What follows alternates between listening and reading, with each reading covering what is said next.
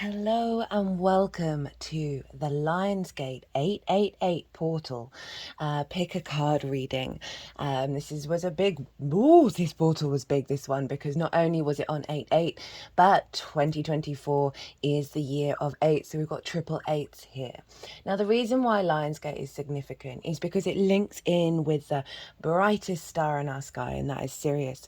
And the ancient Egyptians saw when Sirius was becoming visible in the morning, this was linked into the Nile reef flooding.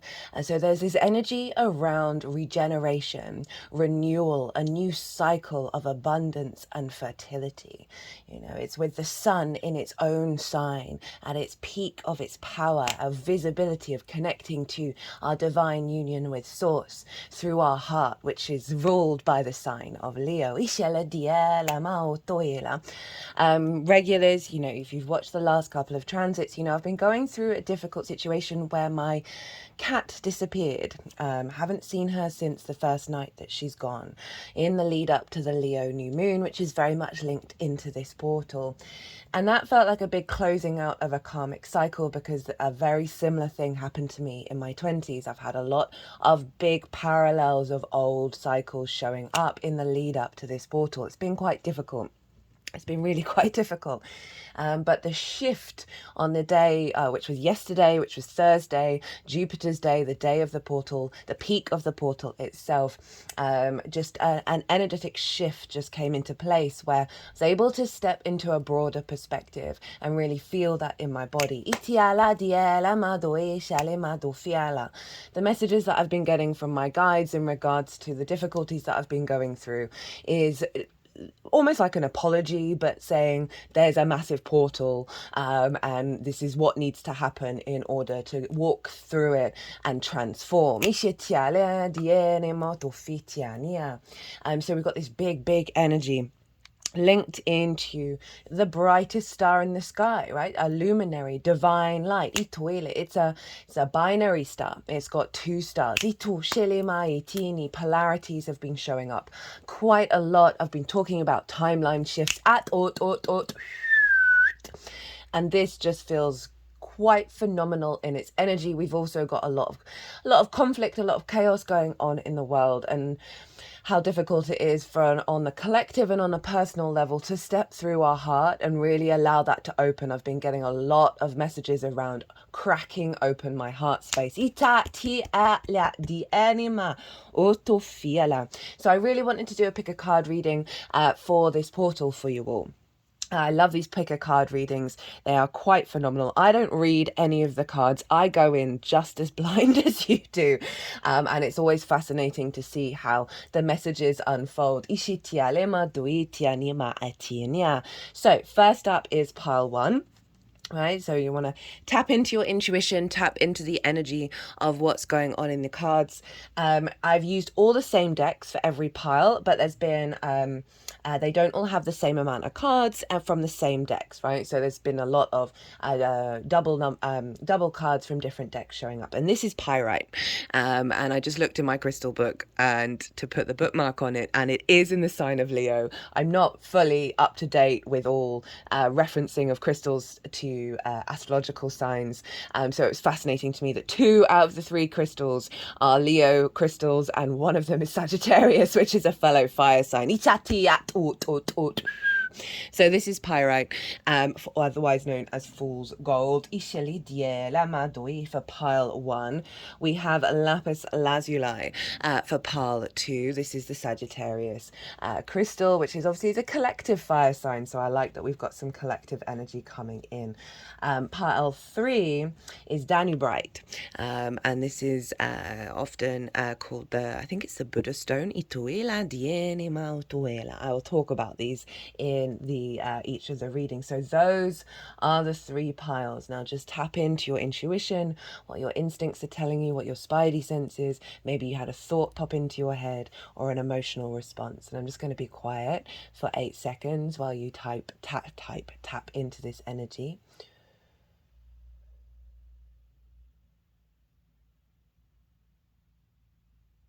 Well, so I'm going to begin with pile one. I'll also be doing pre-shuffled quick little tarot reading for each of the piles as well. Ishali, I hope you enjoy. I'm certainly looking forward to this. Itiala Madoinia. Hello, pile one, and welcome to your pick a card reading. Excuse me. For the Lionsgate portal that was at its peak yesterday on 888, which was Thursday, Jupiter's day. So a lot of embodied wisdom of our capacity to think in different paradigms.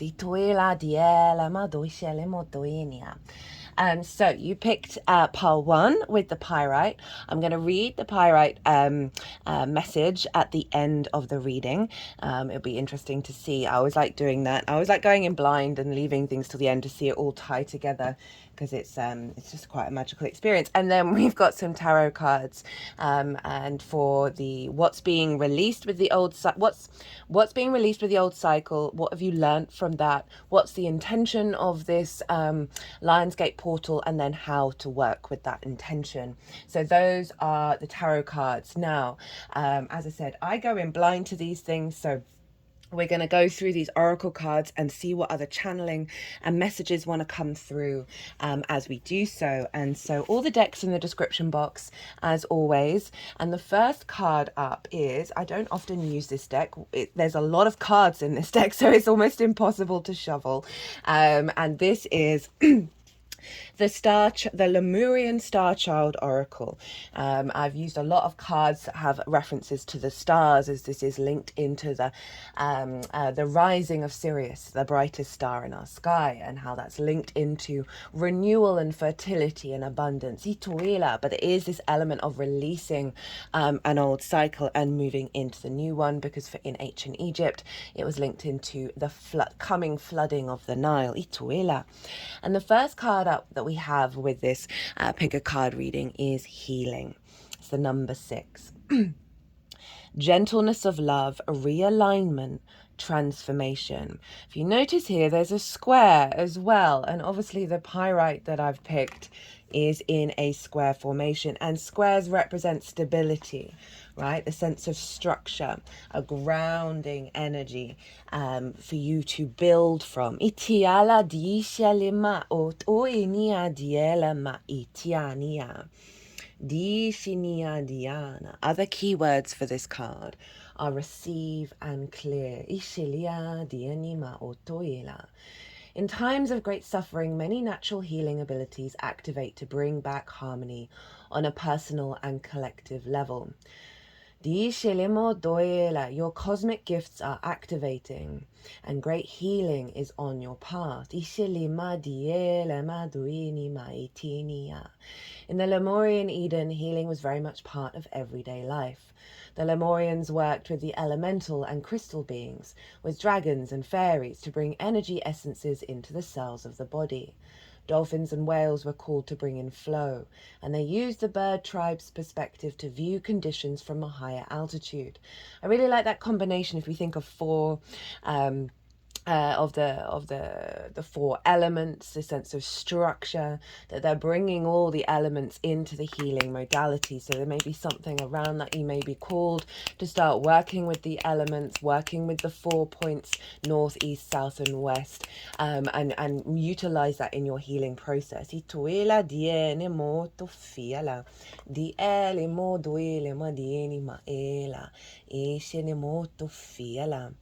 The healings that the Lemurians offer is of rejuvenation, because they didn't need to age. Aging is a process of the mind and energy the Lemurians could detach from.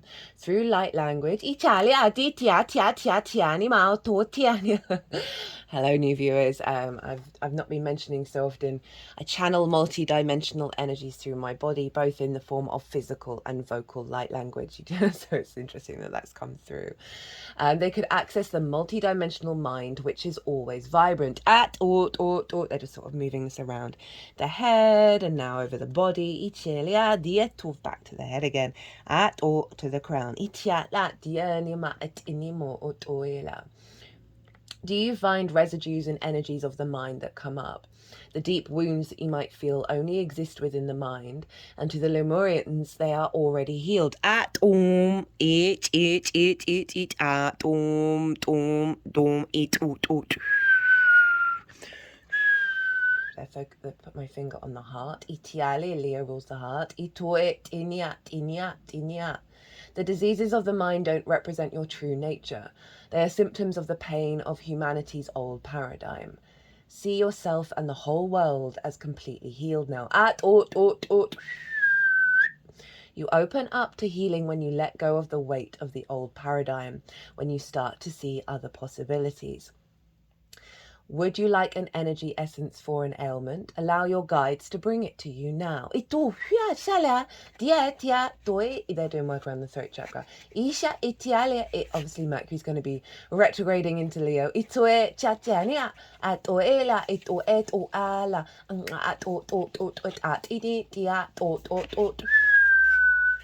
This portal is very linked into that Leo new moon that we just had, as well as the Mercury retrograde. Both transits are already live on the channel.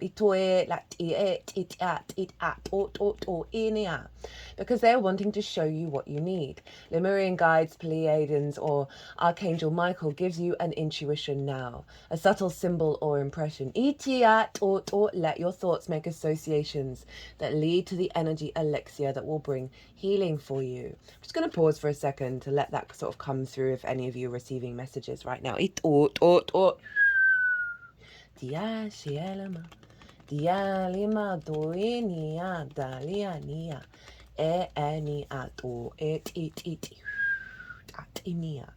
focusing on the realignment word.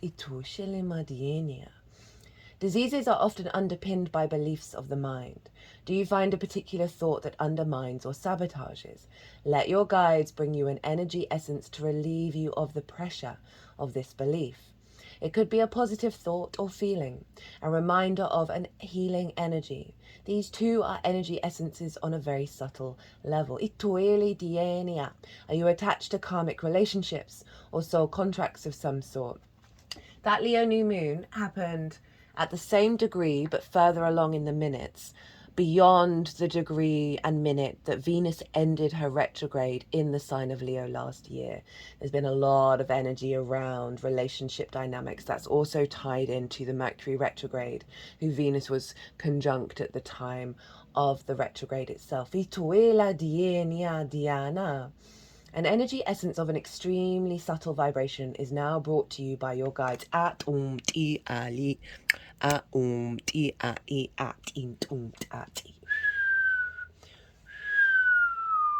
This is the vibration of light in iridescent colors, a vibration that shows you your freedom. This creative vibration assists you in letting go of cycles, stepping out of old energies now to fully come into the new paradigm. And they've put it over the Hathor Light Codes card, which is light immersion, full system upgrade, power recall. So very appropriate. And also over the animal card. Release the old paradigm by bringing its energy up to the sun and receive light particles into your crown now.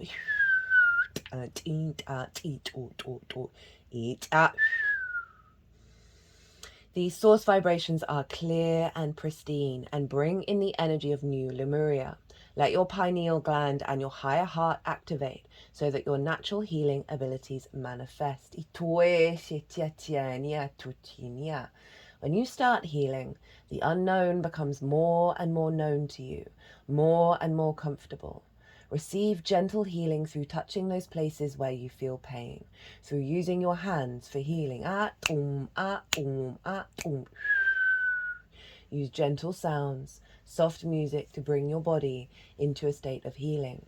Use sweet fragrances and bright colors because lightness is that which heals. Call on guides and angels to assist in your healing process. These beings can bring assistance to you in your healing process, your process of becoming whole and integrated. The affirmation. As I open to more and more of my own truth, so it's interesting that they were doing a lot of throat chakra energy, I can easily see and affirm the truth of wholeness and integration in others. Well, what a powerful card to kickstart, right? It feels like this pile is going through a truly deep transformative energy around the healing process, around clearing out deep, deep wounds that is allowing for a bigger activation to come in. Ituela di anima itufala. Ishania di anima otuinia. Next up, we have Shambhala Initiation. Oh, I just took the wrong card out. Do apologise. Bear with me. I think whenever I say bear with me, I always think of that phrase bear with, and I think it's a UK thing. I can't remember what it's from. Where she's just sort of I think she's putting up her finger and she's just like, bear with. That might be relevant for some of you, although I doubt it. Okay, retreating to recharge, right? So healing, we need that yin energy. Remember, Mercury's retrograde, so a lot of these portals, a lot of this energy is tapping. I see retrogrades as yin energy, where we observe, we withdraw, we contemplate, we bring nuance and depths to things, we strategize. And so there's this element of a softness of the yin, of the night, what we do at night, we sleep, we rest. That this pile is calling you to acknowledge that the initiation of this transit is calling you to step into a deep restorative reboot. Trusting in the process and Dharma. Shangri-La, Shambhala, is a city of light said to be hidden somewhere in the Himalayas near Tibet.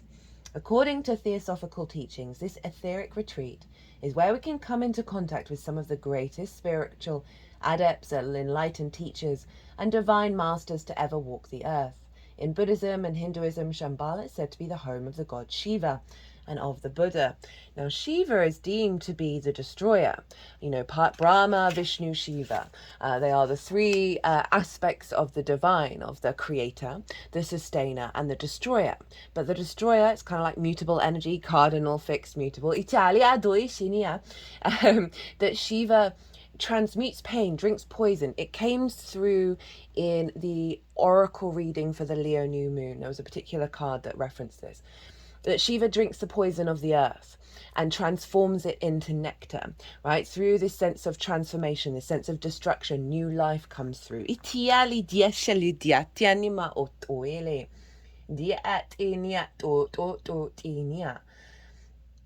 Kailash is said to bring good fortune. We can visit the etheric retreat of Shambhala during the dream state, astral travel, and meditation. If you feel it's calling you or the energies of this gateway seem familiar, you may have been there before. The Golden Temple of Shambhala sits in the heart of the Himalayas, between the physical and the non-physical, Ishini, and is said to appear to seekers who are ready to expand their awareness. They form a great galactic and universal council of elders who support the turning of the wheel of Dharma. Dharma is a Sanskrit word that relates to the unfolding of our life path. When things quieten down in your life, know that this isn't a failure but an opportunity to retreat and recharge. In the busyness of the physical world, our spirit is often playing catch up with our body, to the point that it gets used to being overactive and overworked. When the great masters of Shambhala come to you, they are encouraging you to take time to be away from the outer world and dive into the inner world. If you've been moving full speed ahead, this gateway encourages you to slow down and retreat. Take time to gather your energy. Spend time in meditation and reflection in order to gain a clear awareness of your current situation. You will uncover many insights and gifts during this period. Realize that there is a master awakening within. Ooh, pile one. I'm feeling very grounded and very softened by this energy. It doesn't feel heavy. It doesn't feel like what's going to come up is going to cause a lot of grief and a lot of pain. There's a level of perspective here. There's a level of depth and deepening of your understanding of yourself on this soul path, that needs and requires this moment of yin, in order for you to recalibrate, right, and release whatever's coming up through that healing process, that is then being transformed to create more stability. Ituela dienima itialema otuela. This is from the Tantric Daikini's Oracle deck, and this is number 14, Puja, purification. This bears the number 14, a highly charged occult number signifying mental foundation and the completion of a cosmic creative cycle of 7, an octave of illuminating intelligence principle. So we're in an 8 portal. So this is acknowledging that which is being closed out. Itiat inia. And I love the sense of mental foundation, that 4 energy. Itiat inia or inia. A priest is, this is relates to the Temperance card in tarot. So you might want to look to where Sagittarius falls in your natal chart. Temperance is all about the alchemical process, the refinement of self. So this healing process is activating a level of your creation energy, from a higher mind space. But the Temperance card is kind of a pause card. It is about, through this process of the awakening of the master, of doing some deep healing, you are then able to refine yourself into a frequency where you can bring yourself into balance and then create from a higher alchemical process. A priest is shown pouring water onto a black stone lingam set within a square pool. Interesting, the square turning up again. This is the Shiva lingam, the phallus representing the male energy of Shiva. Oh my goodness me, we have Shiva again. Ituela Dienia, the famous golden temple of Vishvanatha, Lord of the Universe, in Benares, India. The devotee priest is performing puja, an act of worship, by pouring consecrated water over the stone, representative of the male cosmic principle. In this act, the Lord of the Universe is honored, and this same principle is why can't I say that word? Contacted,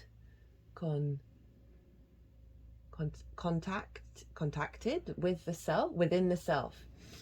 The intention and result of this action is depicted by the shower of flowers, seen either as a cascade descending from above or as a whirling column ascending to source. This is the unity of as above, so below. The pouring thus acts as two dimensions simultaneously, as actual and spiritual, manifest and intentional.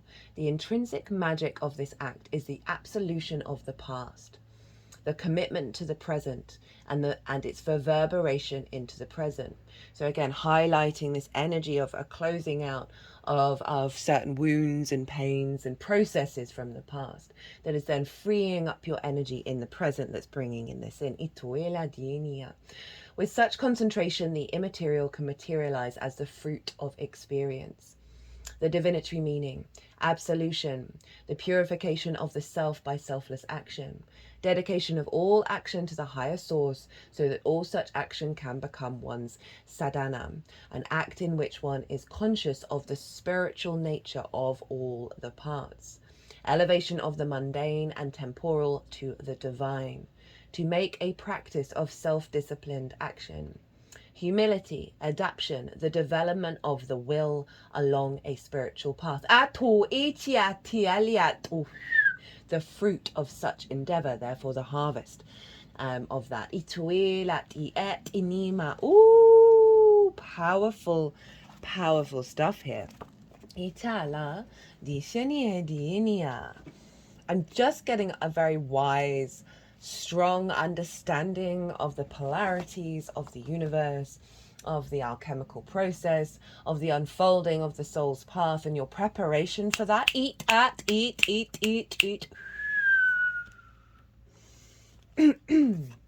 We then have the mother and Kali of the release.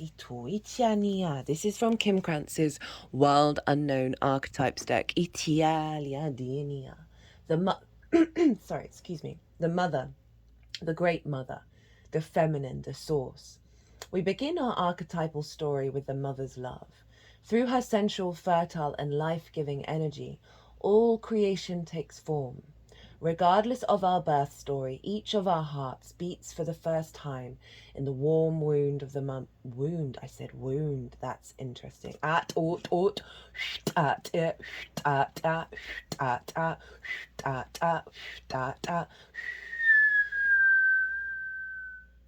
You know, abandonment issues. It may be with your maternal mother, the great mother, the disconnect of not feeling that supported. The pain of existence. Each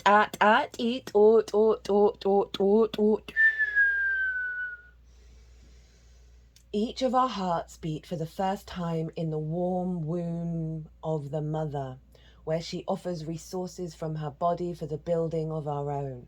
Yet her tale is not so simple, as the mother, especially on the earthly plane, contains both light and dark aspects of the feminine. With the best of intentions, the mother wraps her loving arms around her creations and begins to grip what she means to set free.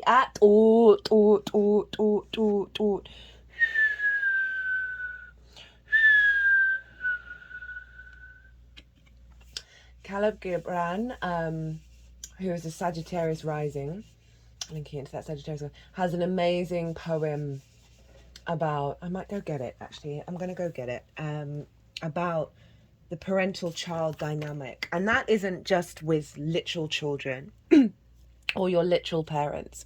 That is a dynamic around creation and release and surrender. So this poem, I honestly think it's one of my favourite poems because, as I said, it represents so many different things. People have been watching the last couple of transits, you know that I've had a cat disappear. And so I was in a position of support and facilitation for that cat. And the grief and the pain of the wound of not being able to do that, of not doing it, and being perfect at it. You know, we can have a lot of perfection issues around all of this. So this is by Khalil Gibran. And a woman who held a babe against her bosom said, "Speak to us of children." And he said, "Your children are not your children. They are the sons and daughters of life's longing for itself. They come through you, but not from you. And though they are with you, yet they belong not to you. You may give them your love, but not your thoughts, for they have their own thoughts. You may house their bodies, but not their souls, for their souls dwell in the house of tomorrow, which you cannot visit, not even in your dreams. You may strive to be like them, but seek not to make them like you. For life goes not backwards, nor tarries with yesterday. You are the bows from which your children, as living arrows, are sent forth. The archer sees the mark upon the path of the infinite, and he bends you with his might, that his arrows may go swift and far. Let your bending in the archer's hand be for gladness, for even as he loves the arrow that flies, so he loves also the bow that is stable. If anyone can find, there's an animated version of The Prophet, which is a book of poems by this person. It is phenomenal, but it is incredibly hard to find. And of all the conspiracy theories that I truly stand by, it's that they do not want that out in the public because of the power of the energy of that poetry. Atum da tita Italia doetianima etufali di etinia ishanima otuela. So it's that energy of being subtle, supple, the energy of being in flow, of not having expectations and only love, right? And so often that is the opposite of what perhaps the mothering instinct can tap into, because it wishes to protect and support, and can be, there's an element of the domination there. that we need to release and surrender from. Ituela dienima etianima o tuela.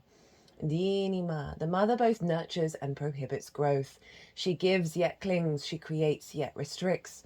Amid this complex energy, the mother holds the key to the eternal challenge of love. I e ishalia doit inima. Ot, ot, ot, ot, ot. So, one, this feels like a healing of a great wound, perhaps around the mothering energy, the feminine, not sex specific. We have these within ourselves.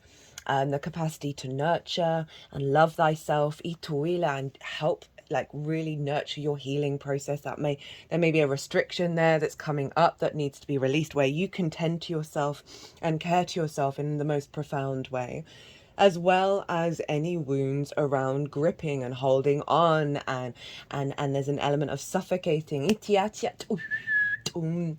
They're doing a lot of work around the throat. You notice how that Sagittarius rising poet was talking about the archer.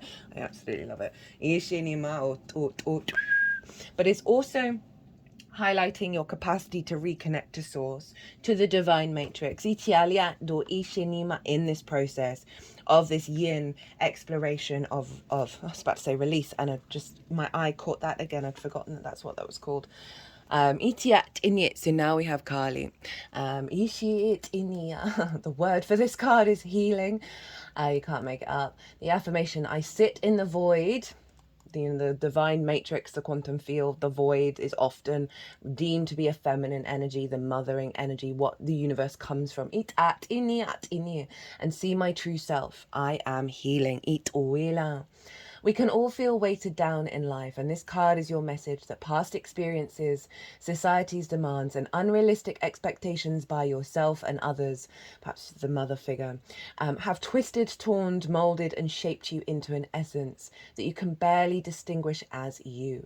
Kali of the Release is here to tell you that enough is enough, assisting you through her message to release and heal your soul woundings and to truly let loose everything that is holding you back. When you draw this card, Kali of the Release will be working with you to dissolve structures in your life which are familiar, habitual, and safe, yet often not serving your highest good. This is your time to go within and heal yourself, to treat yourself with kindness and compassion, and surround yourself with your own embrace. You are that pearl, and you are also those hands holding that pearl. You are healing that. You are the healing that you need, and now is your time. Take a closer look at your life. Who are you really? What beliefs are yours and what are other people's? Do you make choices from your soul, or do you choose what you think you should? Kali of the Release will sit with you as you rid your life of everything that isn't yours, as you feel your soul come apart, as you feel your current truths ripped apart and flung away, as you become vulnerable, bare, naked, as you are torn back to your bones in order to be healed. And it is in this place where you will have the time to reflect. I was just thinking about how bones are often used in a lot of practices. Ancestors, they held a lot of power. And I was thinking about that Shambhala, Shambhala initiation into mastery, and the wisdom from masters and old energies, old lifetimes, past experiences. We have such a negative connotation with the word old, and it really shouldn't be the case. That there's something about stripping you back to your bones that is then activating the power of that.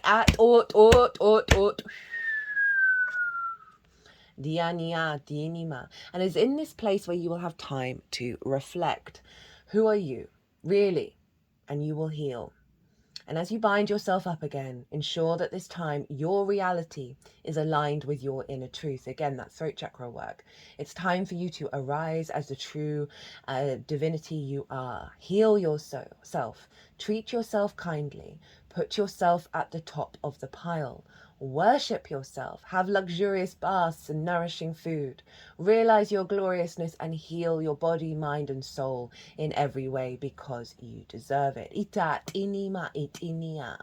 And here is a message from Kali of the release. I am here to facilitate your ultimate release.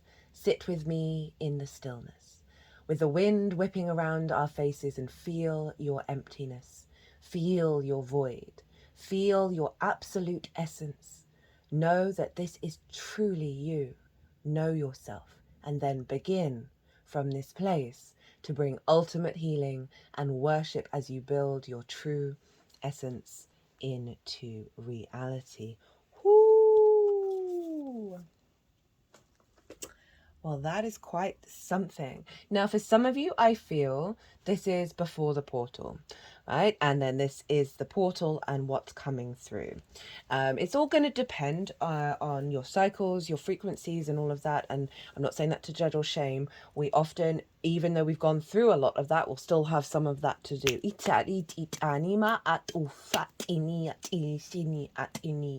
But sometimes with the busyness, the hecticness of life, we don't give ourselves this energy.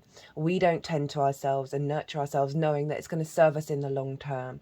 And so there may be something around this portal that just creates an energetic frequency for you to be able to truly step into this and then unfold. It at inima it inima oto it inima it inia. And there may have been a lot of difficulties in the lead up to this portal that is then creating space for this healing to come through. So we have at the center of the reading, we have the portal card, which is another 6. 6 is often linked into the healing. Ito ila. It's one of my favorite cards of this deck. I feel a great deal of power with it. We are, it's very, on the money. It says passageways, in terms of this is a bigger card reading for a portal. That it's just doubly highlighting the power of this portal that's coming through.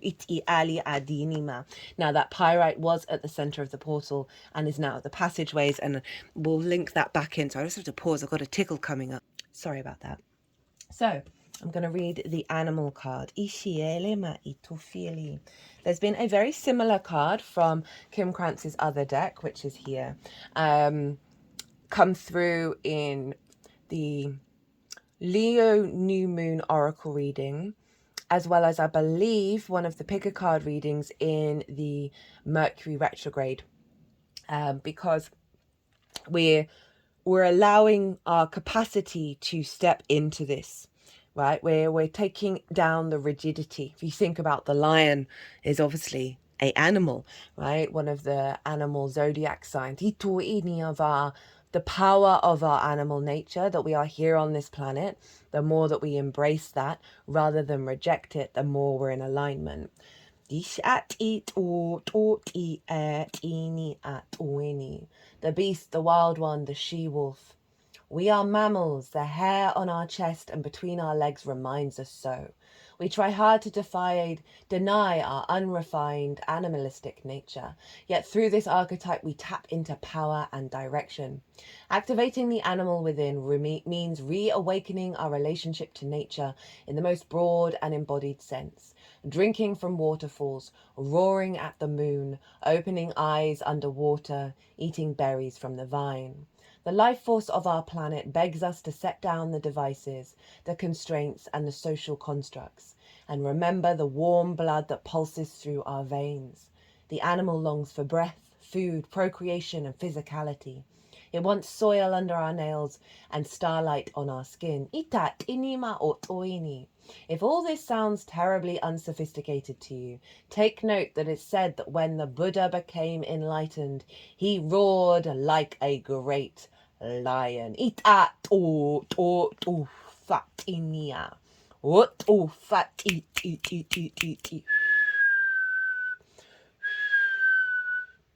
When light, vital, elemental, alive, and dances. I talked about the elements, right? Of bringing the elements, the earth energies into your practice, right? The directions, the winds. The animal demands we get comfortable in our own skin. The minute you accept, express, and celebrate the physical body, you tap into animal energy. So after the deep healing process, this is allowing your true nature, your wildness, your passion, your power, your aliveness, your vitality to come through. And I love that, the Buddha became enlightened, the sense of this is enlightenment. This energy is shifting that into our perception of how we, a distorted perception around how we perceive enlightenment.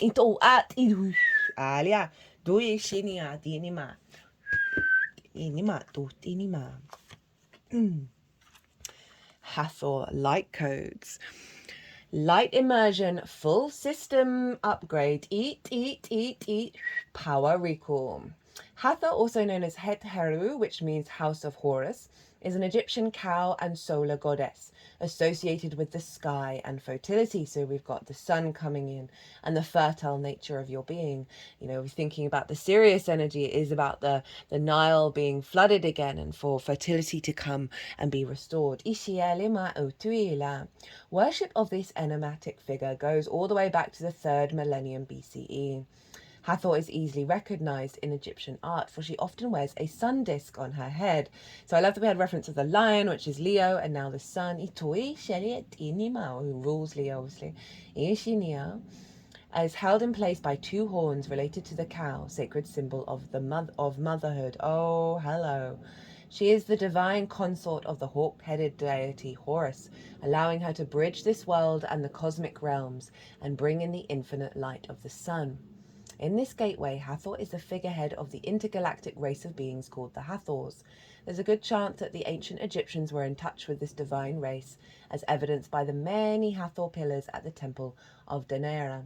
The Hathors appeared as elongated pillars of infinite light, illustrating their capacity to bridge heaven and earth. Their divine mission is to activate light upon the earth, interlinked with both the energy of the central sun and Venus. They bestow solar light blessings and ignite the energy of unconditional love within. When you receive this light card, know that they are ushering in great blessings. This is a light immersion. You are experiencing a full system upgrade.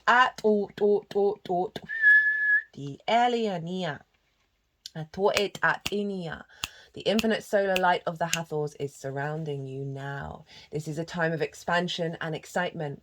You are filled with unlimited potential. The gifts that were once in darkness are now being brought to the light. The parts of yourself that were once hidden are now being seen. Life is being restored.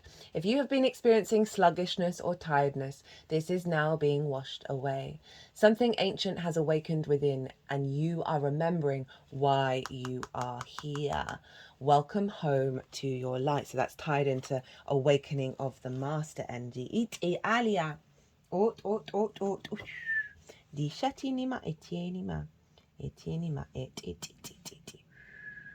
Di shenima. Dienima dialama.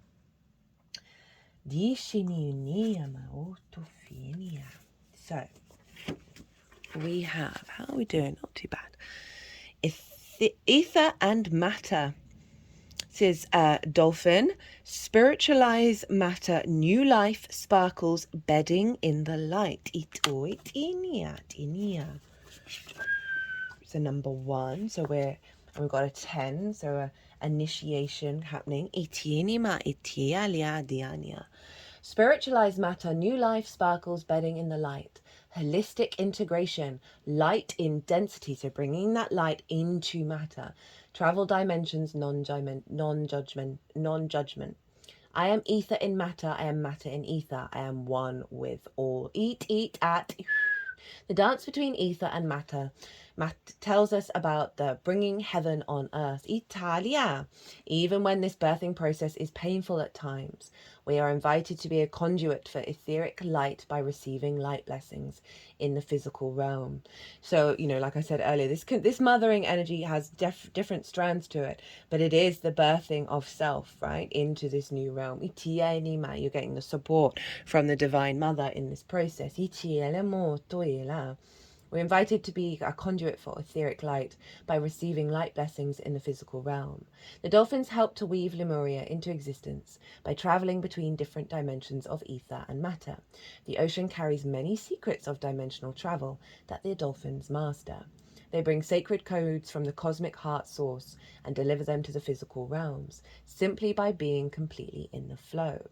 The sacred code that dolphins share with you from their heart to yours helps you to let go of the conceptions and ideals of the old paradigm.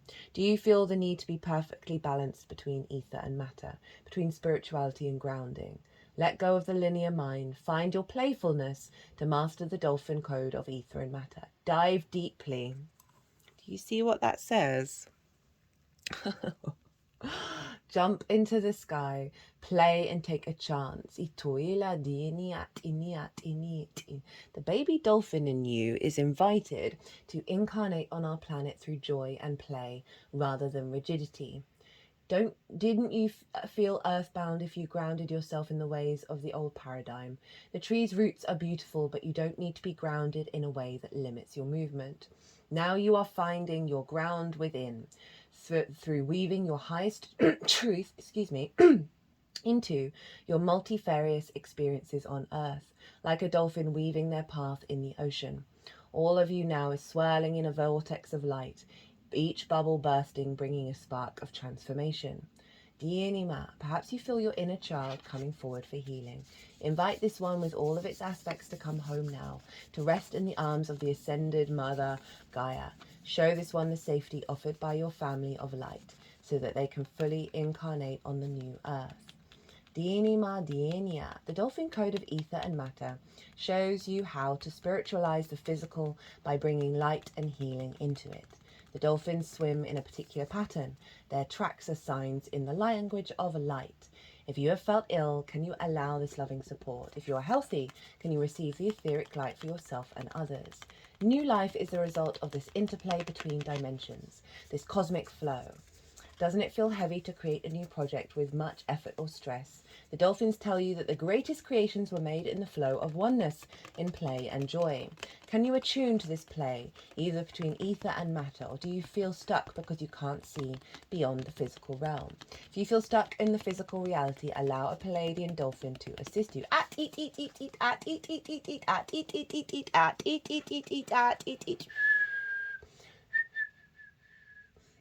This being shows you the light of your true self, a powerful and loving truth that can penetrate through the illusions of the mind. Ask the Pleiadians to initiate you into the new paradigm. And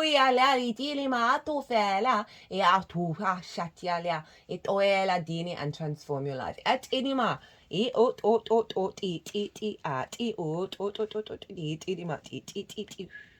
The alima etianima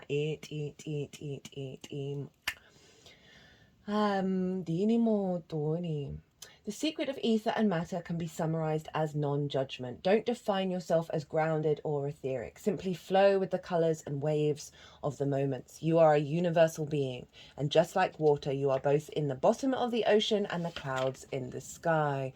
Easily, so please value your life story, not as poor old me, but a story of awakening and victory.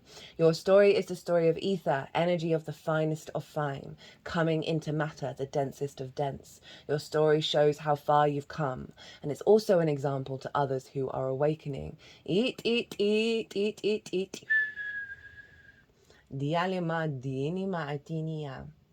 Okay, so Be open so that any experience that you choose to shy away from can resurface in a space of love. The resurfacing is a deep healing process. Do not underestimate its impact. It's time now to look into these deeper, denser layers to go into a profound healing process. You will find truths that once were, but you can now reevaluate. The reevaluation is the turning point and the moments where you start to let go. DNA. Just as a result of the healing process, new life is bestowed upon you. Just like in Lemuria, there is new energy in the ethers that wants to incarnate through you.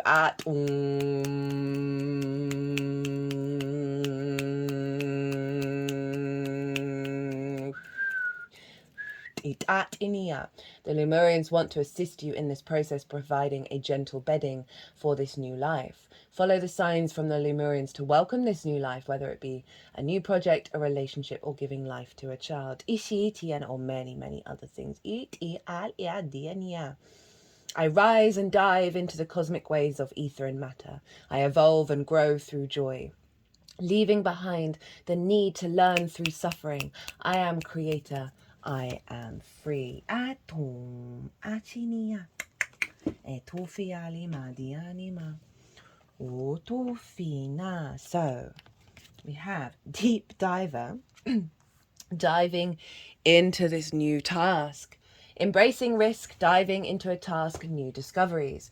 It's easy to play in the shallows where waters are clear and you can see all that glitters by your feet. Anyone can venture here. There is little risk. Nothing to discover, no dark secret, nothing that you can't already perceive. The treasure has long been picked away, replaced by a gentle certainty. In the shallow river is safety and no surprises. But that's not who's calling you now. The deep diver invites you to take the plunge with him. You can't see the bottom, but you must swim into the dark depths to find the mystery that eludes you now. He knows where the pearls lie underneath, there's that pearl, in the ancient sands. You are called to look beyond the surface of things for your answer.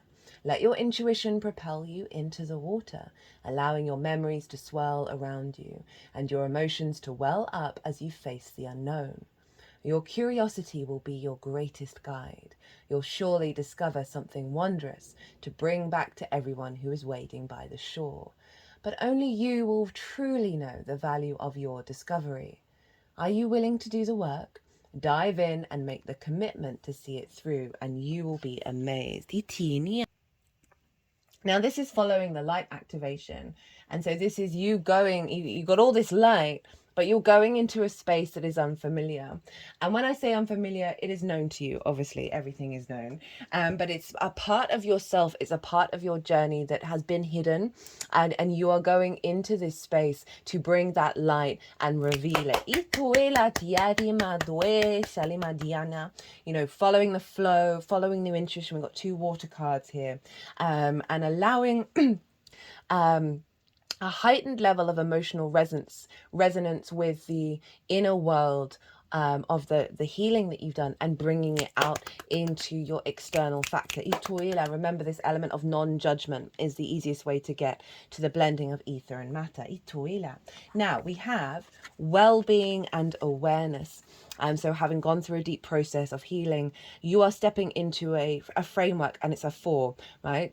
So that square energy of a structure around your capacity to understand your own well-being, to be in awareness of that which doesn't serve it, and not allowing it to disrupt your energy field.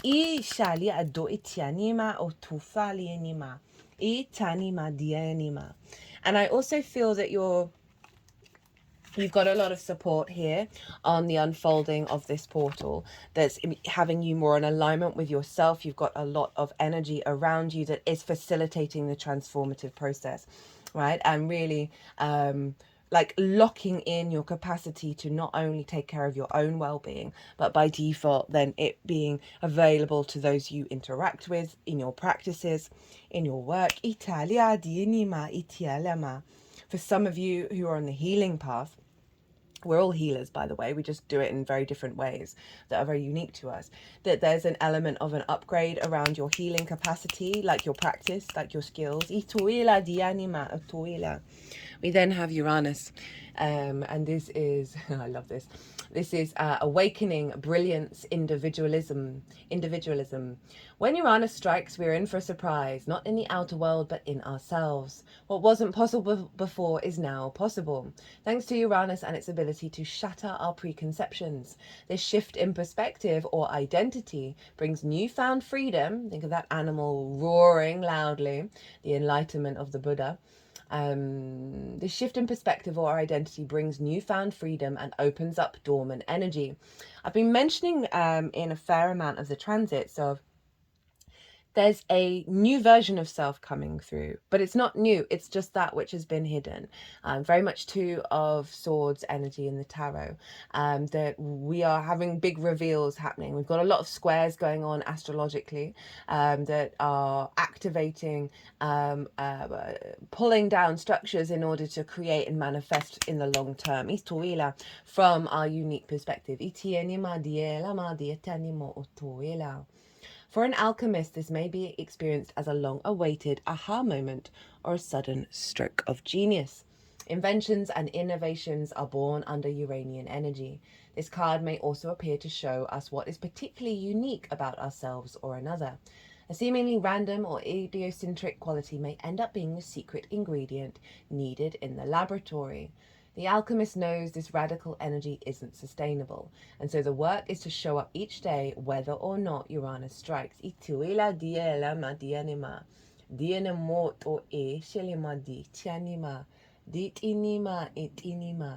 get attached to Uranus energy. It can lead to restlessness or chasing of inspiration, always looking for the next best thing. Take its medicine as an occasional blessing. So I love that it's showing up here in the new frequency, right, of you. There's an awakening going on to your dormant energy, your dormant self, having gone through this process of healing, deep healing, activation of light codes. That is then, Uranus for me is the path clearer, the breaker of chains. Uranus wants you to walk your soul path. So I love that you've got the support here. There may be sudden moments in the unfolding that are shifting your frequency, shifting your timeline, and just be mindful of those sudden shifts with your intuition, that is letting you know where to go and what to do. As I said, I am getting a very strong sensation of support coming through on this reading. Not that any reading doesn't have support. There's always support, but this just feels quite heavy. Final oracle card is number 21, and this is Earthbound. The number 21 signifies development from the world upwards through the subtle centers to the stage of fulfillment in life. Love this transition. This card relates to the world of the traditional tarot. The surface of the earth, viewed from space, lies below. Above the horizon, the orb of a new earth is seen, as if suspended in the darkness of the night. This symbolizes the beginning inherent in every completed cycle. As we step out of one situation beyond our roots, suggested by the surface of the earth, the next moment manifests itself in completeness of the new perspective. By our nature, we are destined to return to earth until the completion of the cycles of incarnation. The divinatory meaning, realization of the underlying meaning of earthly existence, right? So being very grounded in your incarnation, being here, understanding your path, being able to walk it with a level of maturity. It's Saturn, this card. The completion of a cycle, responsibility, understood in its broader aspect as humanitarianism, action as a result of choice and free will, liberation from the bondage of a habit, change in viewpoint, parallel universes, and the concept of new things emerging from the old. This card relates to karma and should be meditated upon with this in mind. Single-mindedness, particularly with regard to worldly things. So there's a sense of dedication, right? An awareness of a bigger perspective, of the bigger cycles, a level of maturity, and the capacity to understand that from every ending comes a new beginning. So often in the healing process, it's usually we're clearing out stagnant energy that isn't able to see that, isn't able to move beyond. Now let's do the pyrite first. It's been hidden underneath those cards. So, astrological sign of Leo. This is from my favorite crystal book by Melody, channeled by this amazing woman. It's a little, it is pricey. I managed to get mine for quite a steal on eBay, but I would recommend it to anyone. It is quite phenomenal. Pyrite crystallizes in the form. I'm not being called to pick it up, so that's why I'm not holding it up. Crystallizes in the form. Wait. I won't read. That's just the structures of it. This mineral possesses the defending quality. Is it? Sorry, I'll start again. This mineral possesses a defending quality. It's Venus's day today, and Venus is in Virgo, ruled by Mercury, who happens to be retrograde, so it's sort of doubling down. A defending quality, and is an excellent preventative, which will shield one from many forms of negative energy. Simply having a piece of pyrite on one's person brings in the protective shielding aspect of this stone, which works on the physical, etheric, and emotional levels. It can help to keep out the negative vibrations of pollutants at the physical level due to an energy field which it creates within the aura. It is a unique protector and is an excellent stone to keep one's possessions when performing dangerous work. It helps to keep away all forms of negative vibration and can work to allay physical danger. The energy of pyrite can inspire the universal energies to activate the nourishing energies of the body.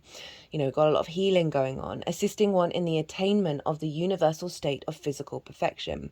It allows one to recognize the purity of the universe and to understand that each portion of the universe maintains an inherent perfection in order to allow the unfolding of impeccability. So, i.e., that perfection is within yourself. Italia di anima tuila, even in its imperfections, and that's the point of it. And the unfolding, I love the unfolding of impeccability. Saturn, for me, is very much about the word integrity, which is a very similar energy around impeccable. Be impeccable with your word, right? Be really mindful. Be integral with that. Be integral with your actions. It also encourages and sustains the flawless ideal of health, intellect, and emotional well-being. It symbolizes the warmth and lasting presence of the sun and promotes the recall of beautiful memories of love and friendship. How lovely. I feel like that's coming in from the Shambhala initiation, right? Of you through this deep healing process of, and there may be memories of this incarnation, but they are linked to memories that take you back to that place that then help activate the mastery. Itialia doit inima et ufinia. It inima ot ufiala tisenim ot Ishaliat inima ot inima. Okay, I just heard, so my translation of this has been coming through a lot stronger. I just heard that there is one particular energy that wants to come through from that Shambhala energetic space that just said the words that you say are true. There is a deep friendship that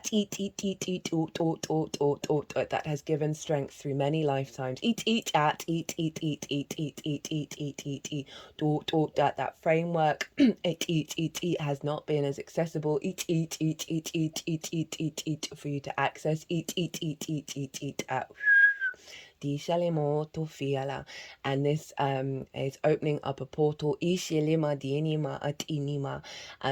in order to access this, you want to think about the so I'm just paraphrasing, think about the tarot card of strength, of the Leo card, and through love and kindness with yourself, with your mammalian body, right, your animal body, and your higher self, that when you step into that through and be vulnerable with those parts and allow them to work together, you are harnessing the energy of that friendship that's coming, that's wanting to come through, and that energy is with you now, but to strengthen that connection is to be in union with that. There are going to be some downloads that come through. Watch out for stars that catch your eye. Eat when you're walking at night. Stand, do a little intention. This friendship represents many different lifetimes, guides, environments. It's a frequency. Is there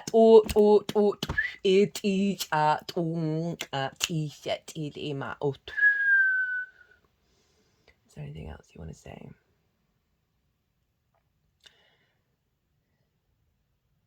to the readers. Itinimato inia.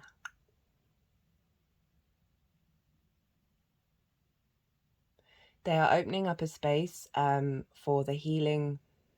They're essentially kind of creating a vessel, an energetic space for when you're going through this healing work, that when you are doing that, you are able to access this powerful frequency.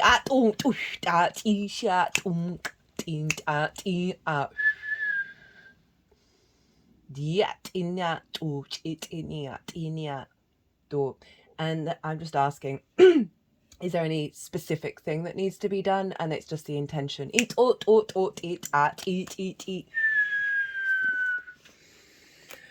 Ooh, okay, so it also assists one in seeing behind facades, promoting understanding of that which lies beneath words and actions. Wasn't there a card? Oh, I swear there was something that came through in one of those cards about awareness. There we go. It can be used to stimulate the powers of intellect, enhancing memory providing for recall of relevant information when required. It can be used in the treatment of both the structure of the bones, oh, that's interesting, and the composition and the formation of cells. Remember, being pulled back to your bones and then rebuilding on top of that. It's been used to assist in the prevention of RNA, DNA damage. For some of you who have gone down that rabbit hole, this might be useful. And can be used in repair of the same. It can be used in the treatment of bronchitis and the disorder of the lungs. It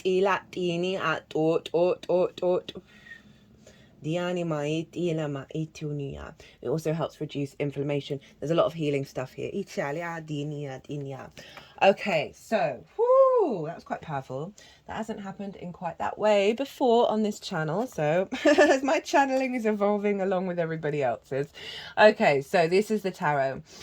We've got the Ace of Wands at the bottom of the deck, so we've got all fire and then 1 cup, so you've actually got a fair amount of water cards here and healing cards. So I really like Eat Anima. Can you see that? Yeah, you can. That combination of the fire of Leo, but then the water of the healing of the emotional body.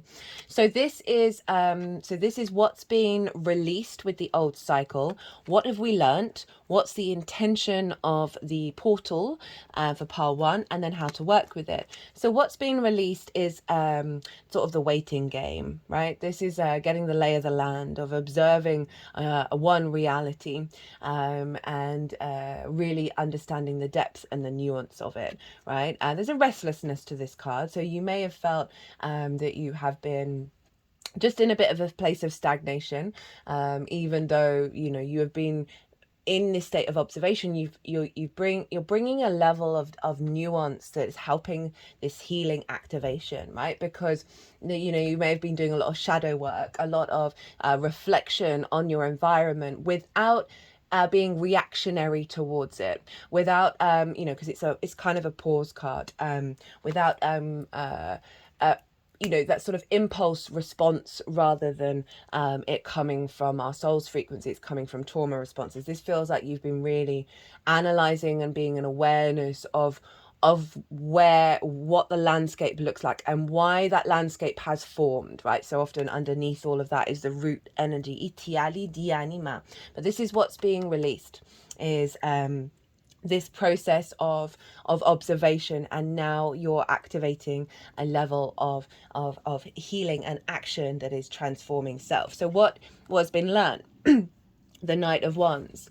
Why we take action, right? Knights embody their suit, right? This is obviously the fire suit. This is Sagittarius, but we can link it into Leo, and they move from their instinct. So it's an understanding, because of this, right, of why your instincts respond in the way that they do. Eat that, eat that. Oh.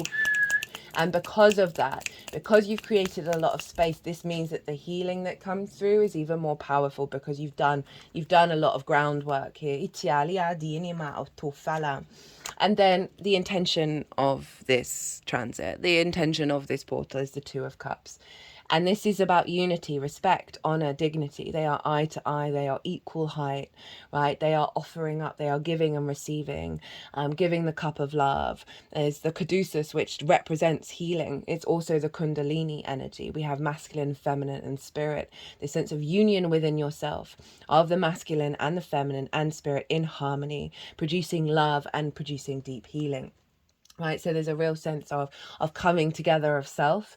This may be about a drawing towards you of an emotional relationship that is more coming from a place of respect and equality. But I really just like to focus on your energy of how this unfolds, right? So this is the intention. There's this blending together of the flow and the honoring of your emotional body, your existence, the love that you feel on this planet, the union within that is creating so much space for you to explore this current incarnation. Itoila, with that Ace of Wands, right? The spark of passion, right? The renewal, the vigor, the offering from the universe of this is a renewal of your energy that is full of life, full of passion, full of drive.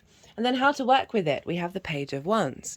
So this is about communicating through passion, being an observation of the messages of the synchronicities, communicating from a place of creativity, of instinct, right? Following what your throat is, what your messages are trying to tell you, how you're trying to experience things. And this is opportunities pages are very useful. They've just got into the court, they're so excited, right? They want to talk to everyone, they want to go everywhere, they want to learn, they want to understand. So this is calling you to tap into this page energy, this excitability of your existence on this planet, right? And being very open rather than say someone who's been at the court for ages and they're quite jaded. The page is not jaded, and so they're able to see people from different perspectives, see reality through sort of not necessarily naive eyes, but open eyes. They're not limited by old frameworks. Well, Pal 110, as I say that. I'm going to leave it at that. I hope this resonated. If it did, don't forget to hit that like button. There is a competition. All the details are in the description box, so you can enter it as many times as you like. I keep forgetting to mention that at the beginning of the videos. There are 3 readings up for grabs. If you want a personal reading, perhaps to deep dive further on this, my website and all my details are everywhere. Be good to yourself, Pile 1. Be good to those around you. Safe travels, and be well until we meet again. Hello, Pal 2, to your pick a card reading for the 888 Lionsgate portal. You picked the Pal with the Lapis Lazuli. I'm going to read about this crystal at the end of the reading, just to sort of tie it all together. I've pre-shuffled you a little mini tarot reading as well, and that will happen after I've read the oracle cards. So I'm going to go through these oracle cards, and obviously channeled messages are going to come through at the same time. So I've not read any of these. I'm going in blind, which I always like to do because then we see the synchronicities and the flow come through.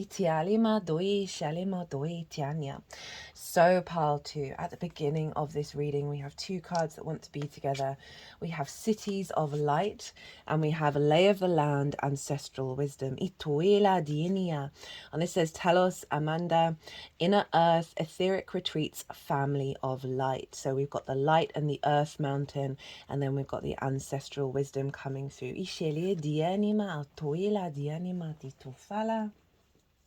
All the decks are in the description box, as always. And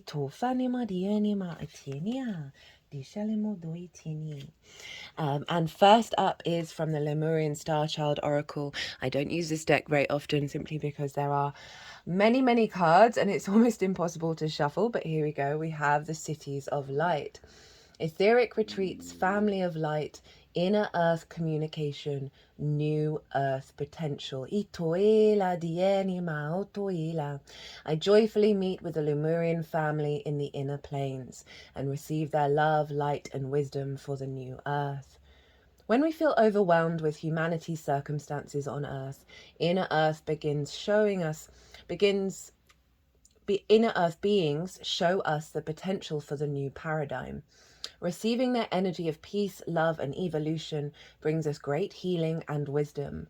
Their cities of light are safe havens that we can visit in our light bodies, which show us the possibilities for the new earth.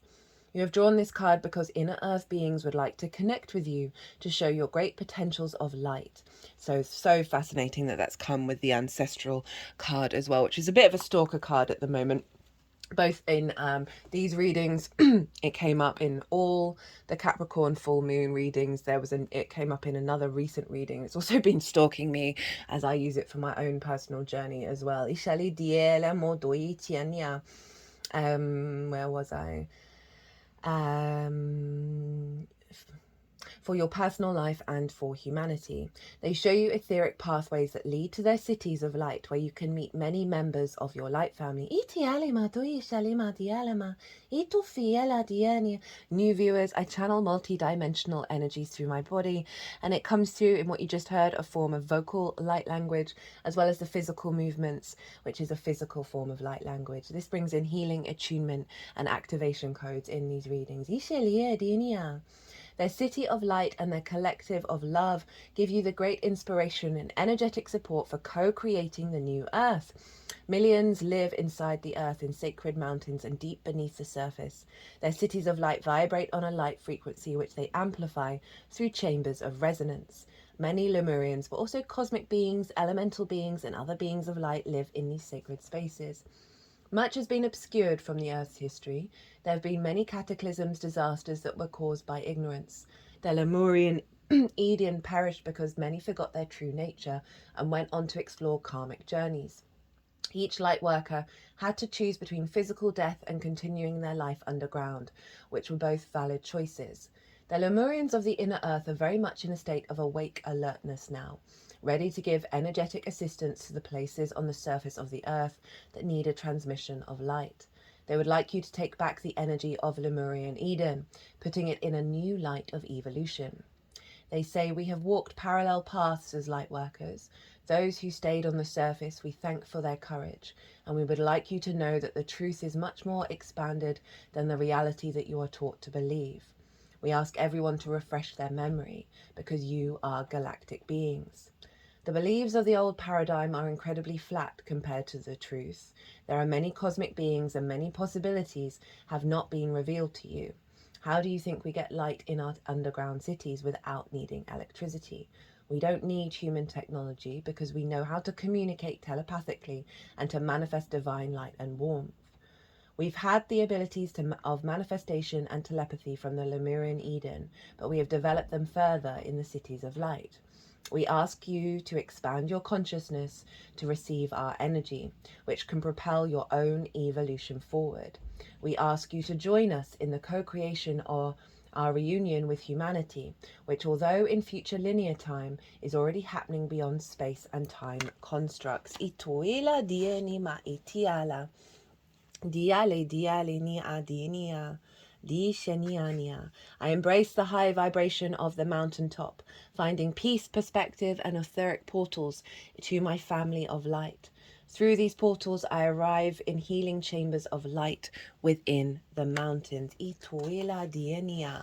Well, Pal 2, looks like you are birthing new earth with this portal. Right, you're reconnecting to your family of light and getting a great deal of support on your journey to bring that light energy into the earth.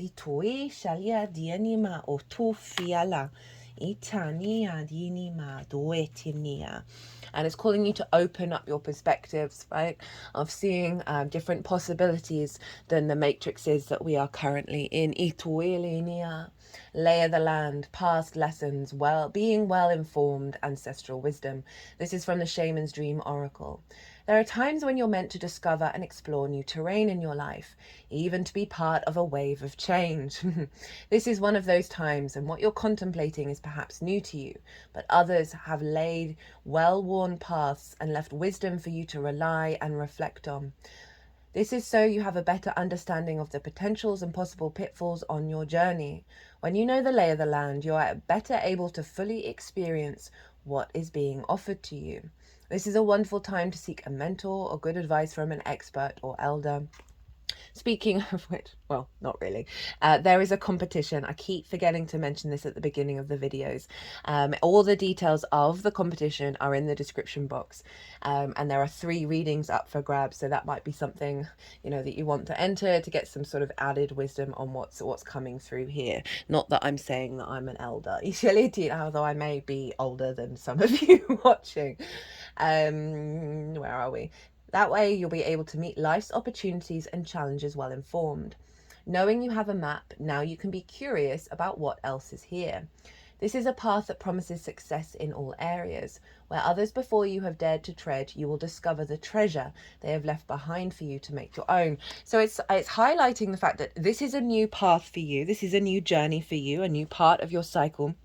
But many, both from the light family and the earth family, have walked that path, and there are clues, there's wisdom, there's codes along that path for you to give you support. So very empowering energy for you, pile 2. Of just having a perspective of, I have support, I have strength, I may not know, surrendering to the unknown, and then seeing what permeates beyond limiting beliefs of planning and structure. We are cracking open that, because there is non-linear time embodied here right at the beginning of your reading. Eat, eat. So we have, from Carl Gray's Gateway of Light activation deck, we have the Merkaba activation. Transcendence, ascension, you are rising up. So this means chariot or vehicle, and in Egyptian it can mean light, spirit and body. And so this is the idea that light engulfs the spirit and body, and there is an opportunity to rise up with this. The symbol of the Merkaba is this, the 8-pointed star is simply a 3-dimensional extension of the hexagram, a symbol that is strongly associated with Hebrew and Egyptian mystery schools. In modern spirituality, the Merkaba is acknowledged as the light body or vehicle that we can activate for the ascension process.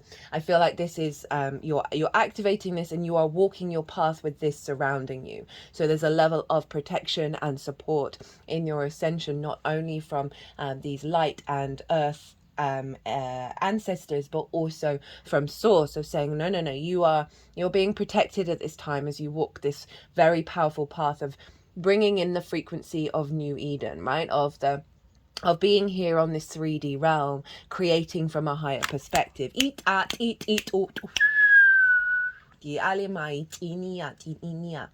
been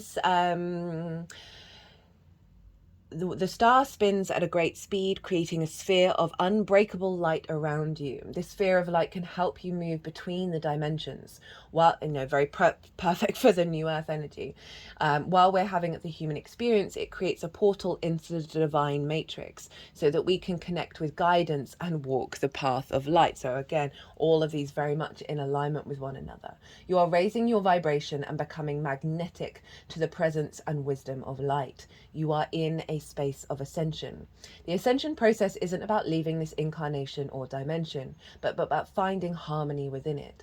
All of the attention, love and care you've been giving to your body are supporting your spiritual journey. A powerful gateway of light is surrounding you now, allowing you to connect with the divine matrix of ancient wisdom. It's important for you to be able to be aware of the information, energy and downloads you are receiving, for all that is coming through is supporting your expansion. You are moving up a level. It's time to fly high. So this is saying you are going to be in this Merkaba body that is allowing you to receive the wisdom, the codes, the downloads, the synchronicities from this energy, and you are bridging it into your reality. I haven't had this card for ages.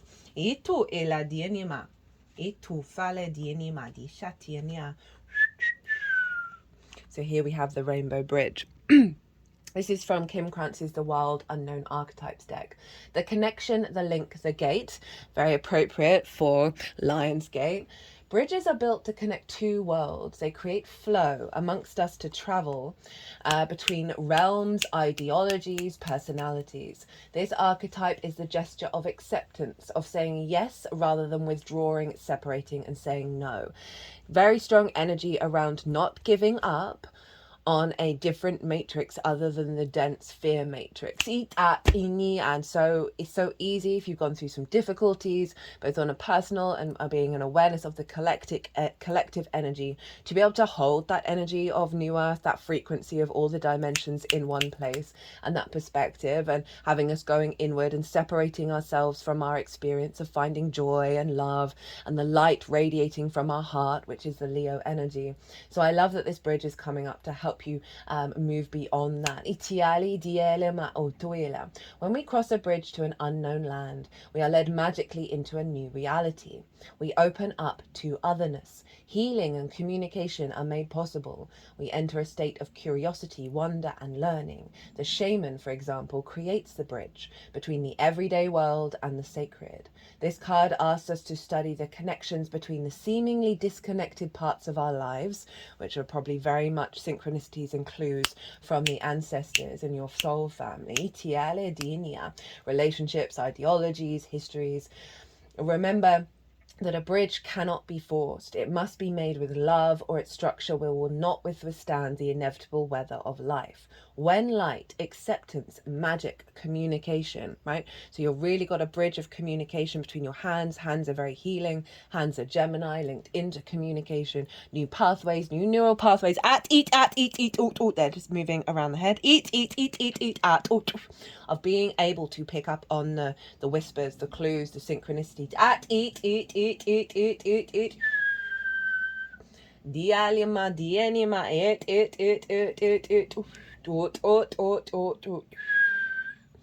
Imagine building a bridge, then imagine building a wall. Which energy is needed for the situation at hand? Which image softens and heals the heart? Well, I think we know the answer to that one, and that is the bridge. Ooh, right. This is this is a lot of strength coming off this. And speaking of strength, so you have two cards here. The strength card, which is the Leo energy. And I love using this deck. I haven't used it for ages. I wanted to use a lot of decks with stars on, bringing in that sort of energy of Sirius into this.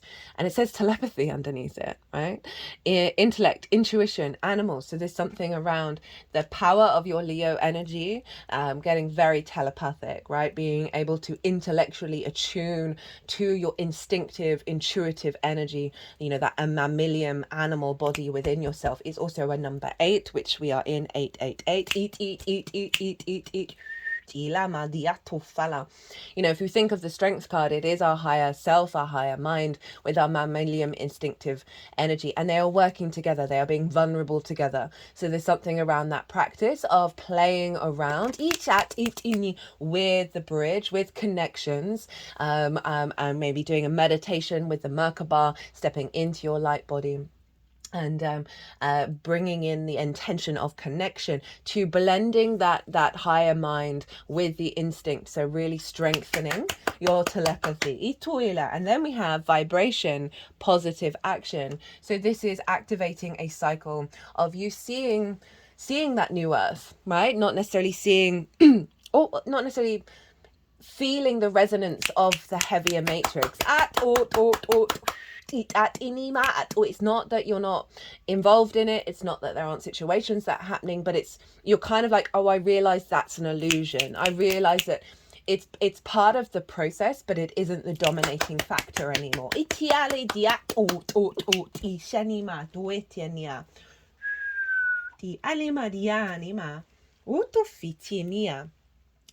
And then we had the Lapis Lazuli wanting to be at the center of this glass card. This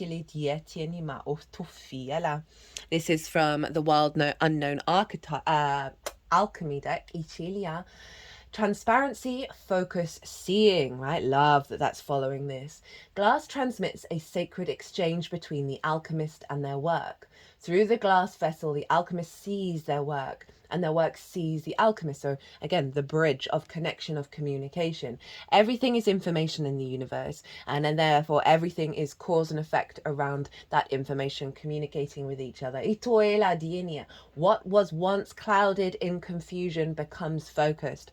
So a blockage around that intuition, around being able to see this power clearly and connect to this and bring it into your 3D realm. How are you currently seeing the world? What is your perspective? Right? The glass card can be thought of as the gift of a true perception. That's hilarious. That's just summed up exactly what I just said. I love it when that happens. Not from any, well, there may be a slight ego response there, but it's mostly honoring the expression of the messages that want to come through in both my channeling and the cards themselves. I'm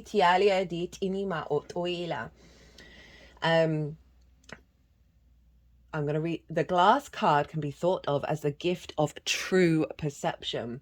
With it, you naturally focus on what is most central in your life. All else falls into the periphery. The next right action becomes clear. Glass is fragile by nature and requires regular cleaning. So find daily practices that align your vision to what is true. Get into that Merkaba. It's easy to slip into the old mode of seeing, particularly someone else's, so hold steady to your new alchemical lenses. Their power is mighty.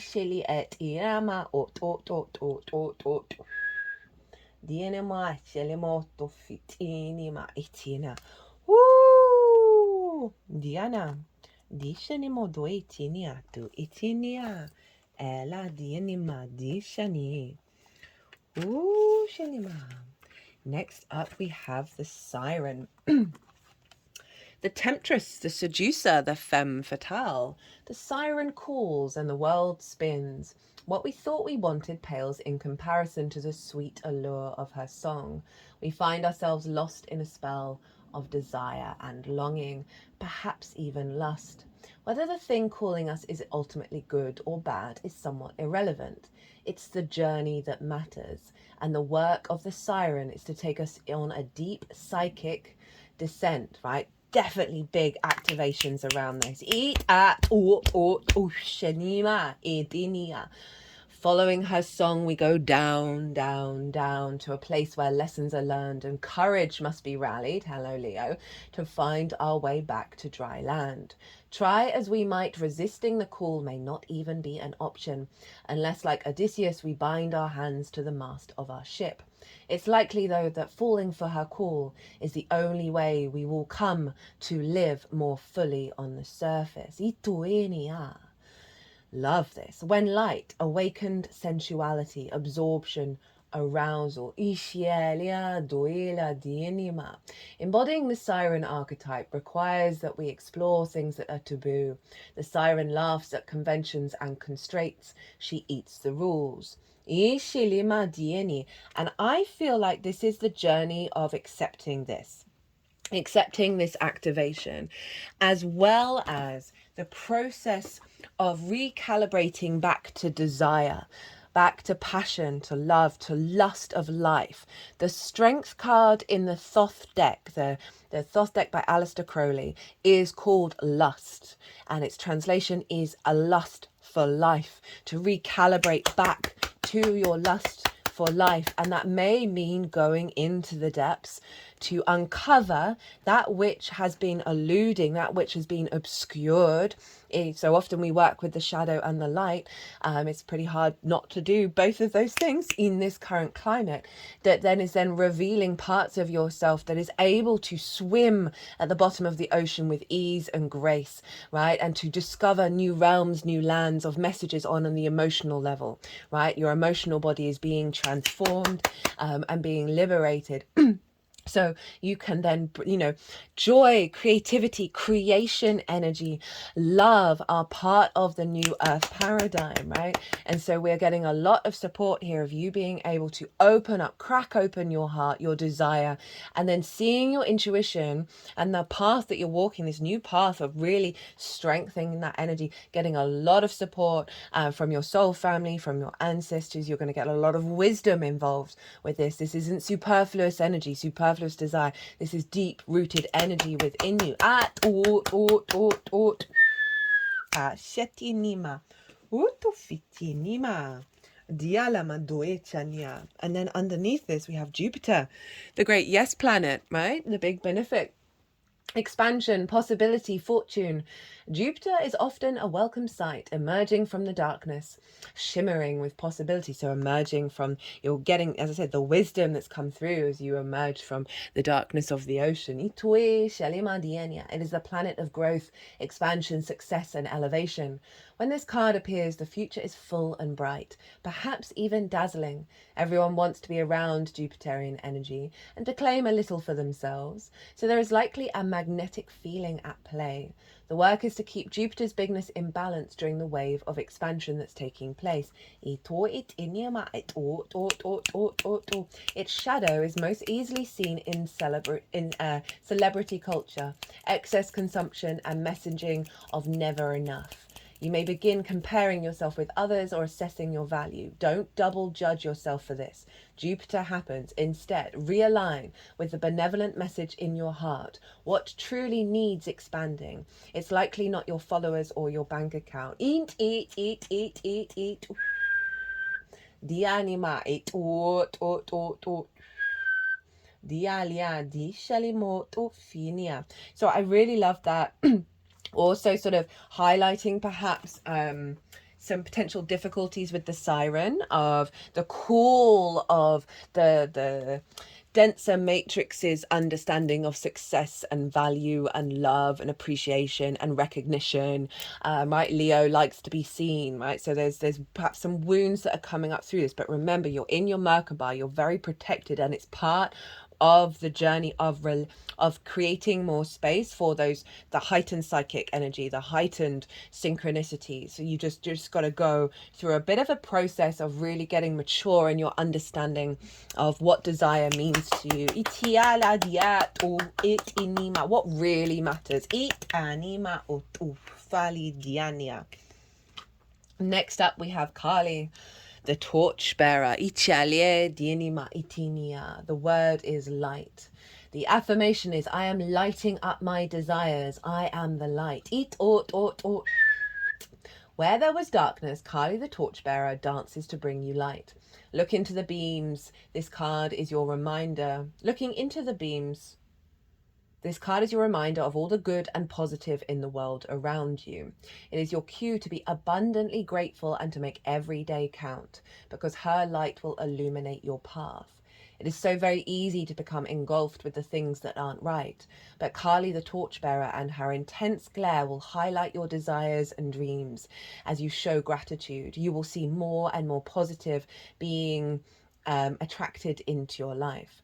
Find the courage to break out of your behavior patterns. Not everything in life works. Not every person that enters your life is pleasant. Not every circumstance is comfortable.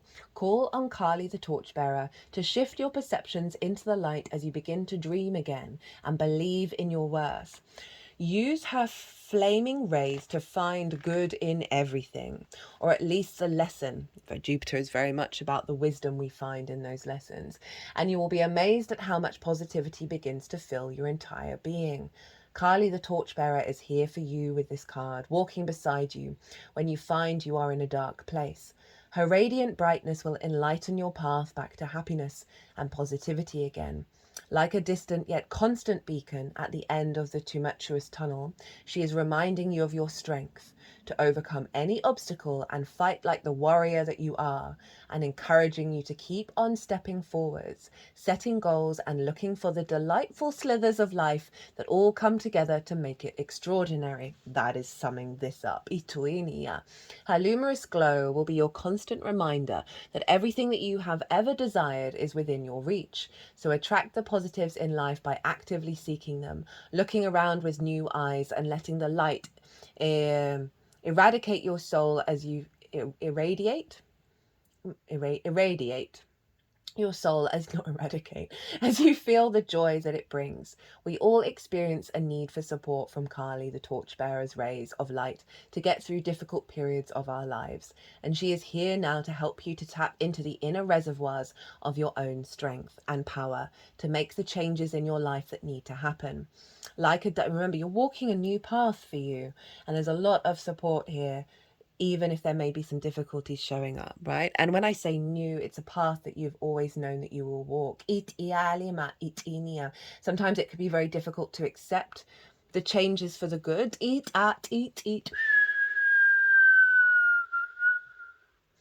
But this at the back end is just like, you just a whole family behind you saying, we have walked this difficult path before. Here is the wisdom, here are the clues, the synchronicities to help you reconnect back to the divine matrix. I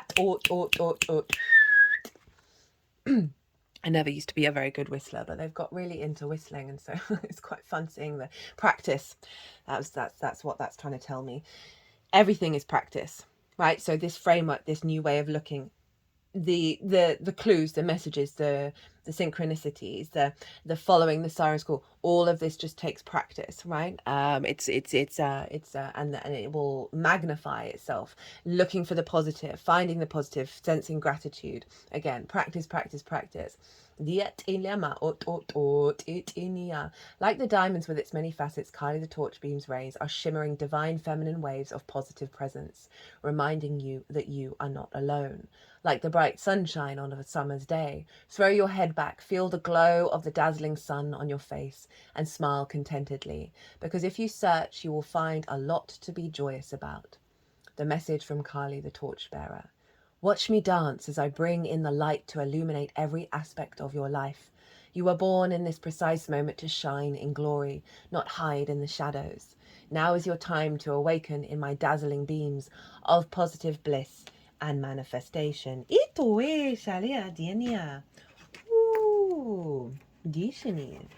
now we have the final oracle card from the Tantric Daikini Oracle, just passing through.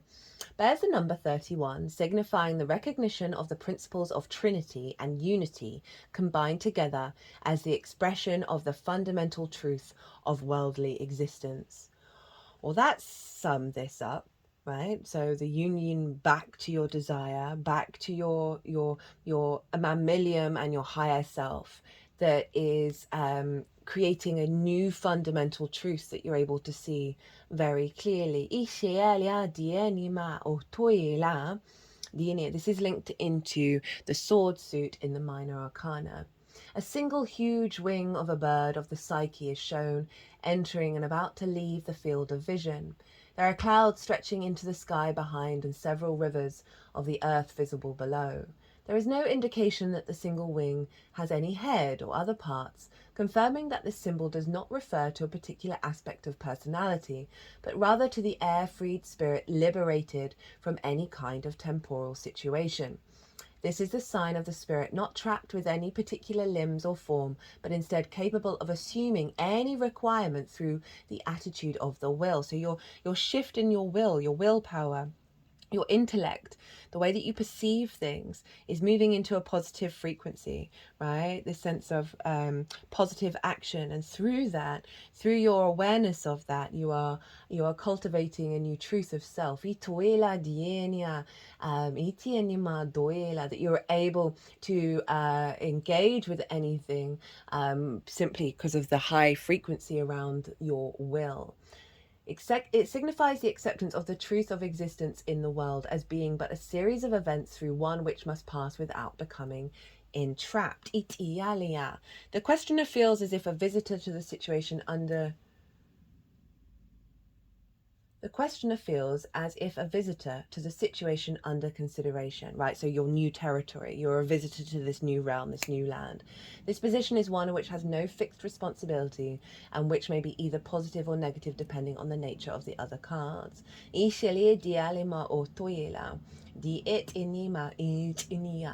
This card represents the natural inclination towards higher consciousness as the outcome. Ooh, powerful. Powerful reading there. Right, what's Lapis Lazuli about to say? Ituila dienema. So this is the astrological sign of Sagittarius. Lapis lazuli is a stone to have said to have existed before time was born. Eat,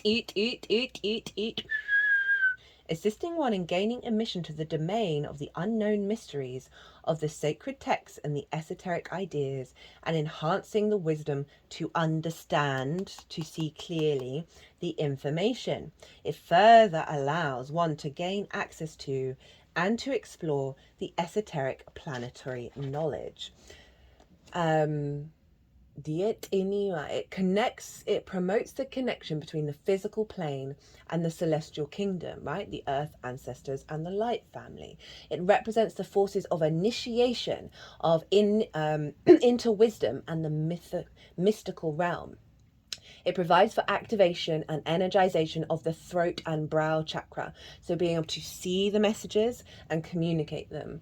The crystalline structure further clears these chakras and provides for unification of all the chakras for the purpose of maintaining the perfection within the person.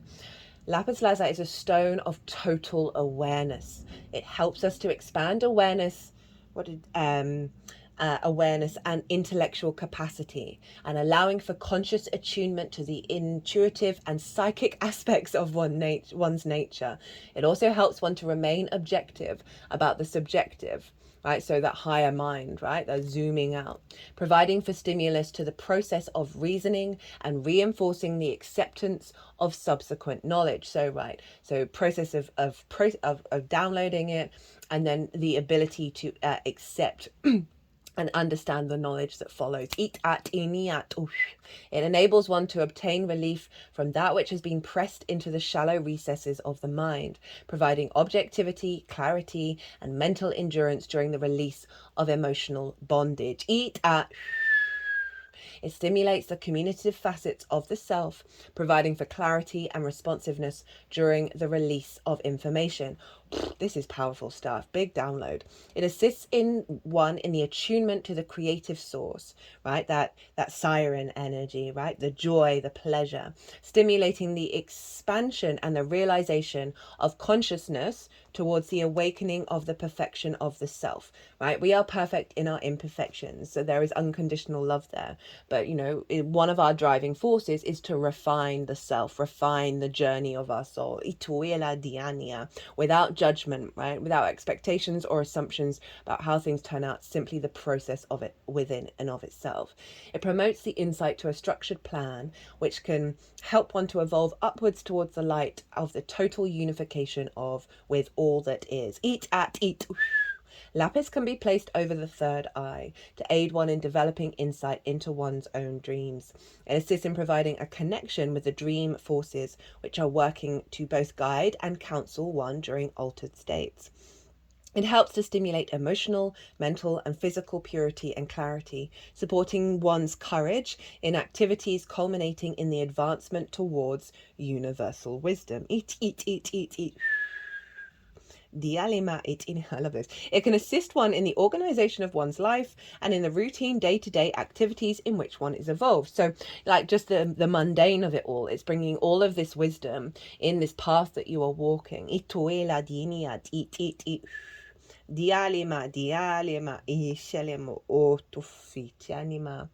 helps one to overcome depression and enhances the state of serenity and self-acceptance.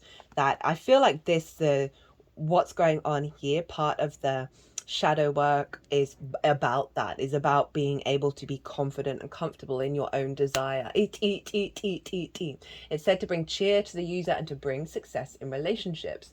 It balances the yin and the yang, focusing on the optimum equilibrium during each situation or circumstance of which one is a participant.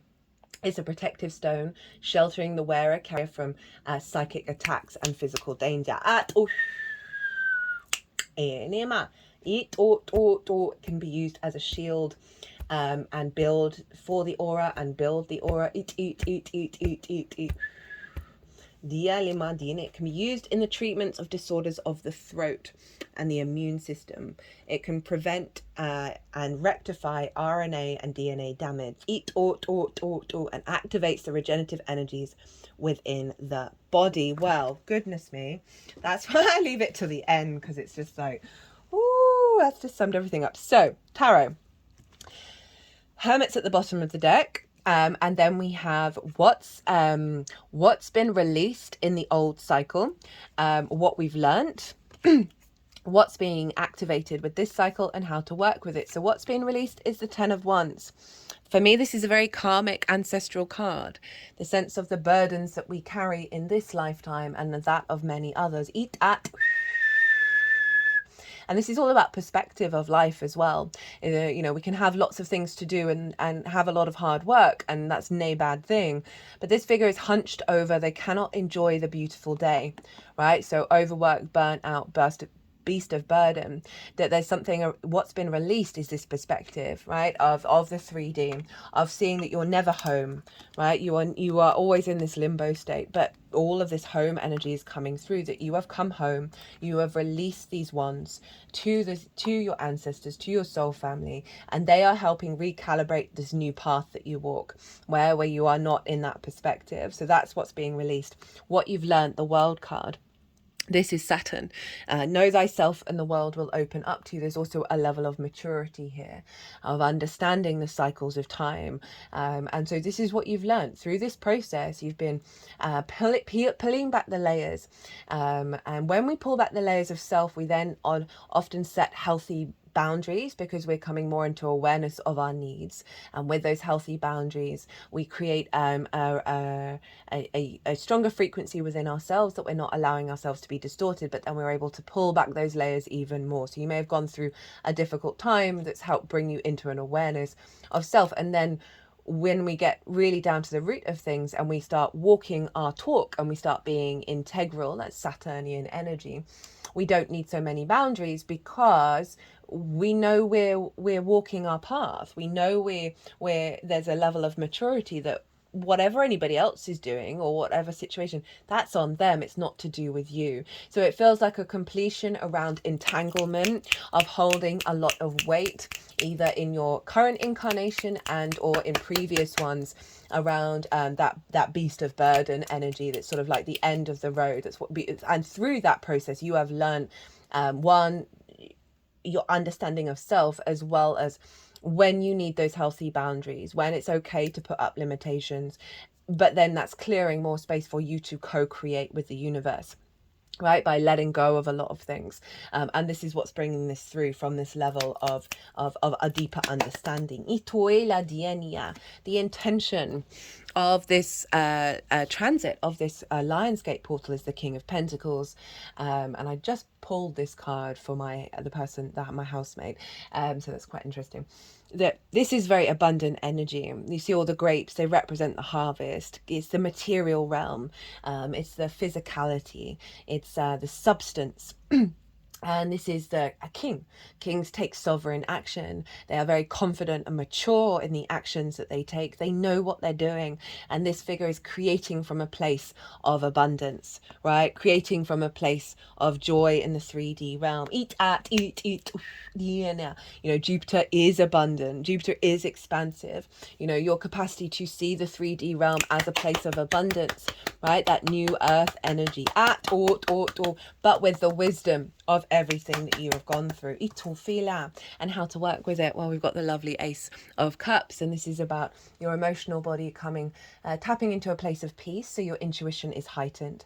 There's a sense of overflow, of looking at the world with that overflow, with that abundance.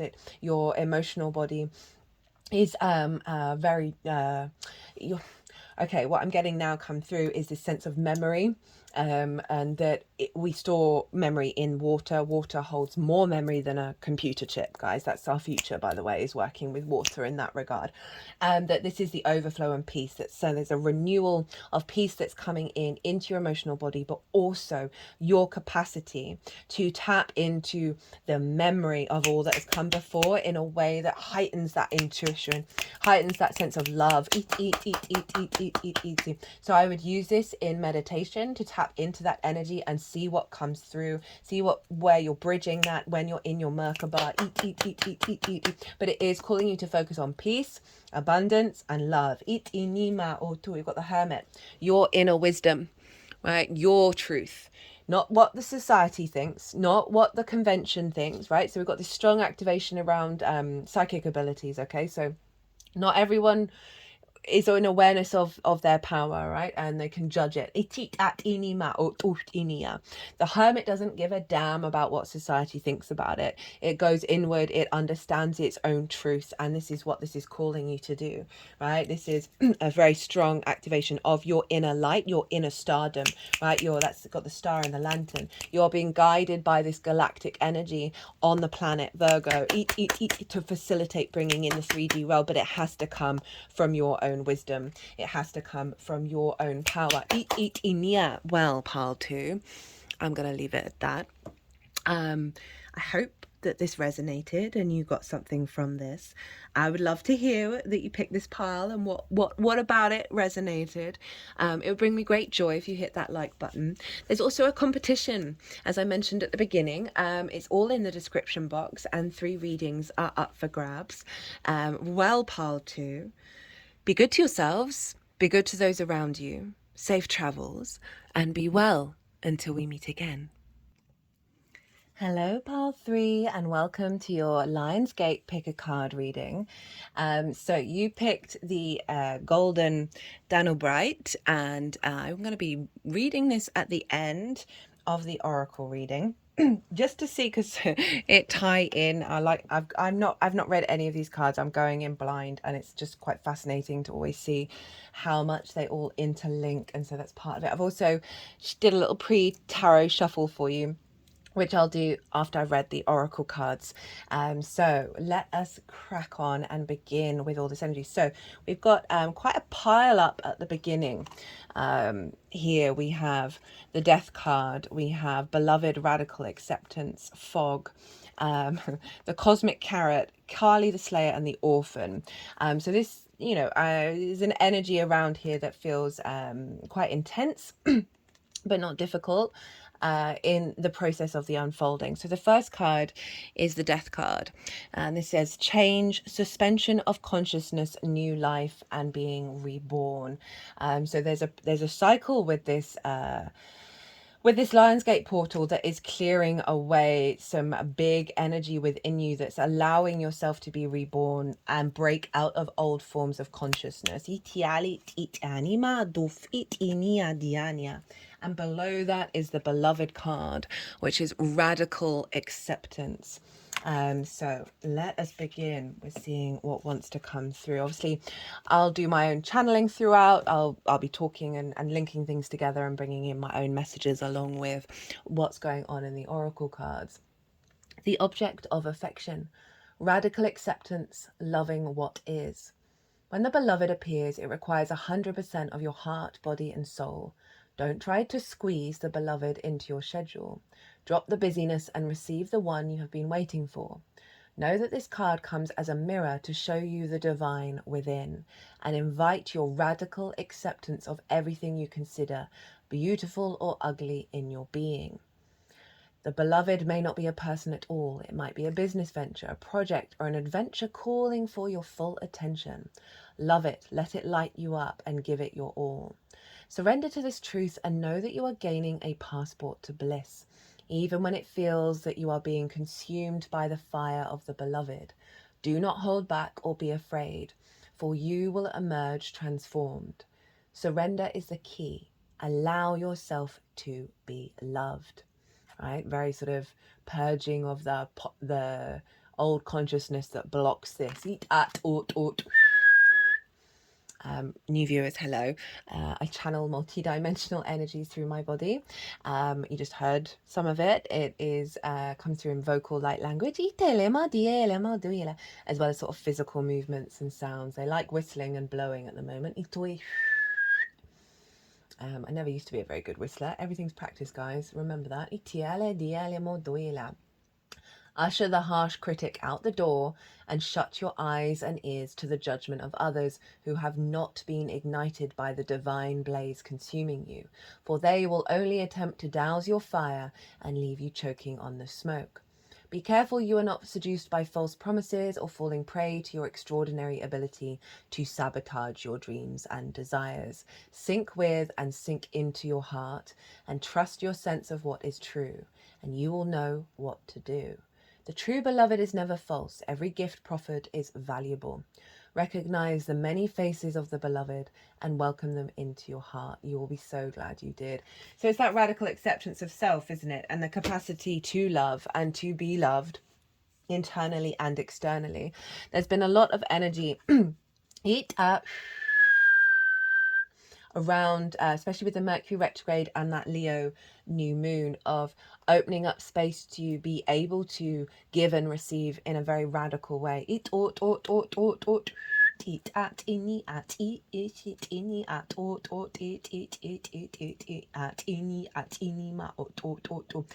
just heard, as I'm holding over the little light here, that there has been a light within your heart that is being hidden, and this is being opened and activated and that may feel disorientating. They want you to breathe during this process.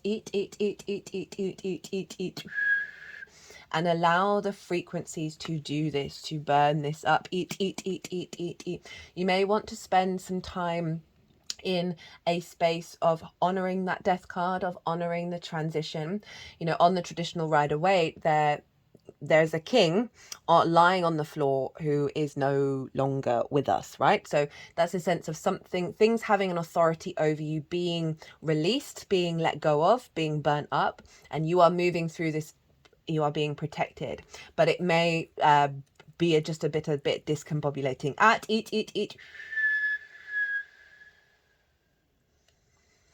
Just heard here, we are sending whispers of angels to help process this. Some of you might be very connected to a particular angel. Michael.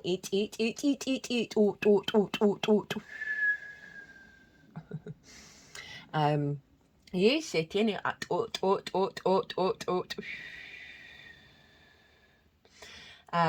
just heard that this is one of the most difficult journeys our species has to go through, is this capacity to embody radical acceptance. And your taking up of this mantle is a very powerful transition. They just put tiger's iron on there. You might want to look up tiger's iron. It's a blend of tiger's eye and what's the hematite. I want to say hermaphrodite. Okay, so that they just did some movement of the left and the right side of my body, of blending and honoring the masculine and feminine and spirit within yourself. So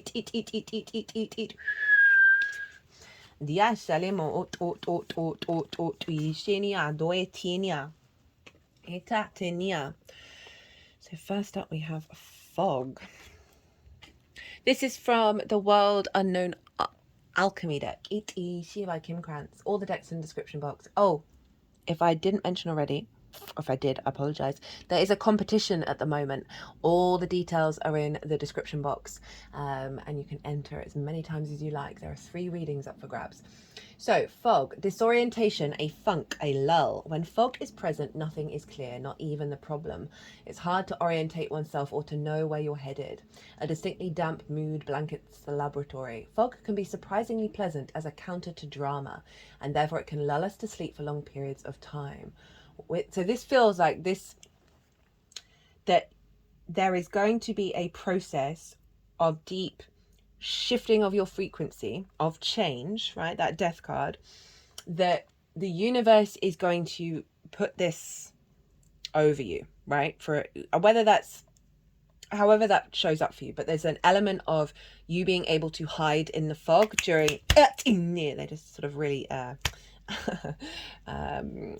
not attacked, but like thumped my heart area, not the heart chakra, that is giving you a level of protection and a level of safety while you go through this transition phase.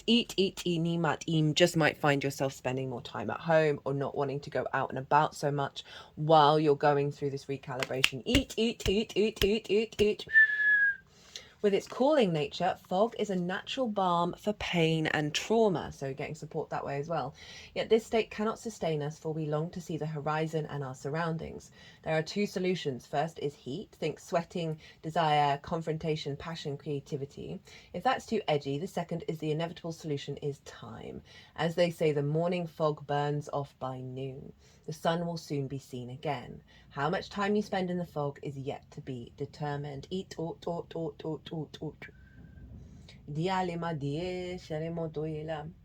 And I feel like it's one of those energies around acknowledging that you do not know the whole process yet. You do not know the full unfolding. There are things that are unseen, but you are being held and protected by this fog. As you go through this quite powerful energy. Where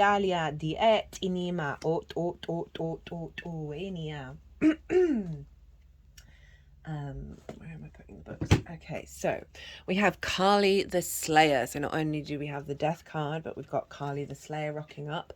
She is number 1 in this deck. This is The Path of Kali by Kat Shaw. Word, ego.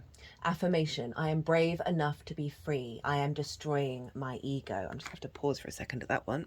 Just needed to clear my throat, you know, the death. I'm not a fan of the whole let's destroy the ego, let's kill the shadow vibe. They are tools, okay? So, but there is a resonance around here of things that have had a hold over you, as I said, that have blocked your radical acceptance, have kept you small, kept you from truly stepping into a place of unconditional love. When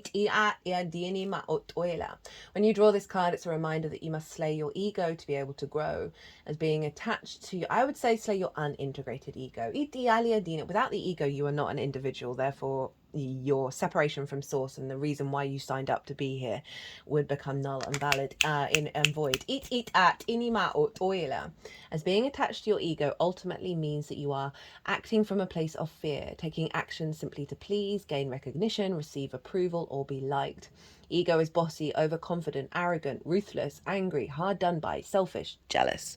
Ego does not listen to other opinions, indulging instead of self-importance, power struggles, or selfishness, caring excessively about what others think. But ego covers the... Okay, there's a lot of throat chakra work going on right now because I had to pause again as this tickle, this thread came crawling out.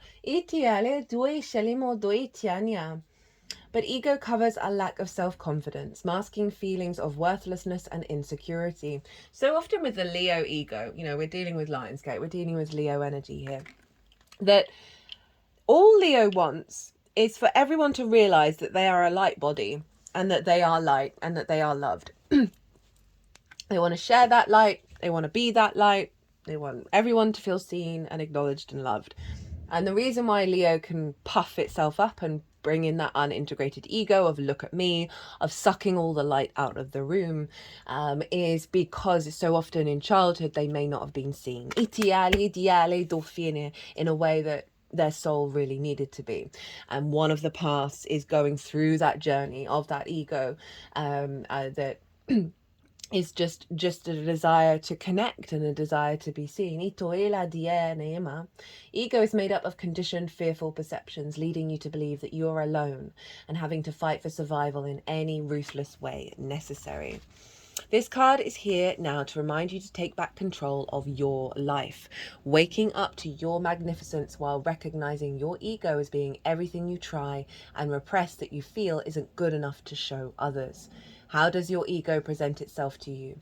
Bossy, overconfident, arrogant, ruthless, angry, hard done by, selfish, self-absorbed, jealous, narrow-minded, anxious, superior, doubtful, insecure, insincere, conceited, overpowering, vain, self-important, impatient, greedy, self-doubting, uncertain, easily infuriated, revenge-seeking, insensitive, overbearing, blaming, fearful of failure, ruthless, belittling, pain, self-centered, bothered by the opinions of others, merciless, submissive, jealous, easily put down, negative, attacking, apprehensive, poor me, overstressed, irritable, domineering, dictatorial, interfering, condescending, shameful, overhumble, disdainful, hierarchical, patronizing, aloof, lacking in confidence. All my heart space is aching at reading all of that. Oh, just had a big energy release. I mean, this is so in alignment with what's come through here. Kali the Slayer is here with her dagger poised and ready to massacre your ego traits. Bringing life to the realization that you are already divine perfection regardless of external approval. You do not have to earn or prove your worth. As soon as you know this, your ego will no longer be able to control your every thought and action. Learn to love yourself so much and become so secure in your own truth that you will never again crave externally driven ego validation from others. Ooh, Kali, babe. So this is a message from Kali the Slayer. I am here to slay your ego. See me naked, brandishing my dagger, to rid you of your limiting self-beliefs. This is my most direct action of compassion to you, freeing you from yourself. You are already divine perfection. Love yourself fiercely. Release your ego to me. Step forward. Be free. Atum. Shanima.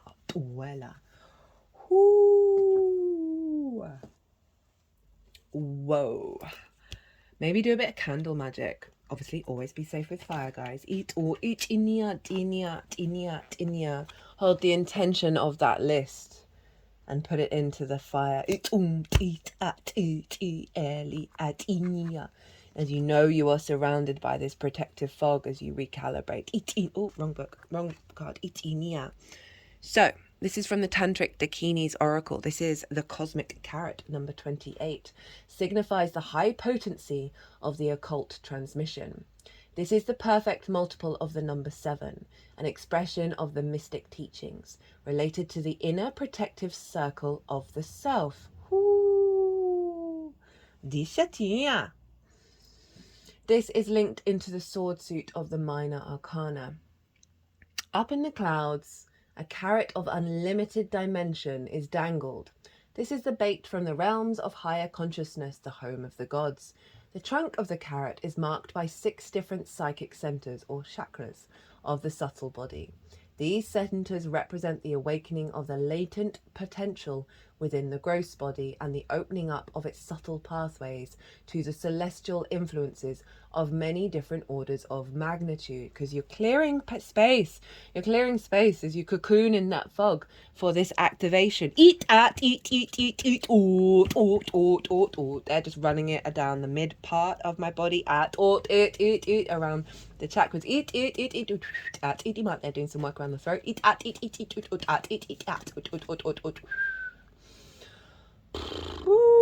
Okay, wild. When the psychic centers are opened, the gods or higher psychological attitudes come and rest within these centers. From the base upwards, they are respectively Ganesh, the elephant-headed lord of obstacles, Brahma, the lord of creation, Vishnu, the lord of preservation, and Mashwavara, the lord of dissolution. At the topmost center in the head region sits the divine lovers, Shiva and Parvati. In the ecstasy, Parvati showed up as the divine feminine energy for the Leo new moon in the oracle reading. That and the Mercury retrograde are very tied into what's going on here, and all of those transits are live. Itinia. The development of the subtle body is the doorway to the liberation of self. And in this respect, the cosmic carrot represents the thought of enlightenment. The divinity meaning, an earnest desire of the questioner for liberation and enlightenment. This card suggests that enlightened states of existence are to be gained through the transformation of the self. I mean, Source, shut the front door on your way out. You cannot make this up. death, transformation, by ingesting the spiritual teachings offered and by working on the self so that it becomes a fit vehicle for such consciousness. This card may indicate the need for spiritual, physical disciplines such as yoga or meditation. In the upper locations, it suggests the path has been taken and will come to fruition. It is a very occult orientated card. Ooh, okay. I mean, that's so beautiful, following this healing little bubble, this fog bubble that you're in. I love it. We have the Orphan crowning all of that energy. I think this was the first card I ever came out when I first got this deck for me. The Orphan, the wounded child, the abandoned, the beggar. To study the Orphan is to study the deep and challenging energy of our time. We are ever more connected, yet face collective isolation. The refugee crisis haunts our planet. Children are separated from parents, and the earth begs for our attention. We are in a time of universal orphanage.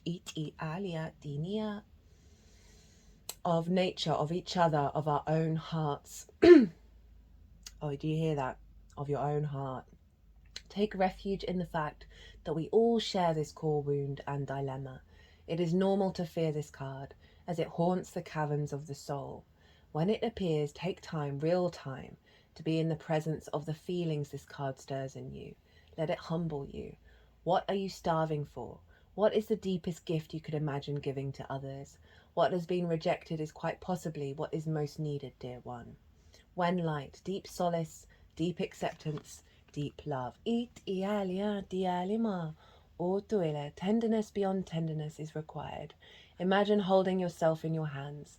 To recognize that each one of us fears rejection and isolation is to take one step towards the Orphan. More kindness always. So it's interesting that that was the final card of this particular pathway, but it is wanting to go underneath all of the other cards.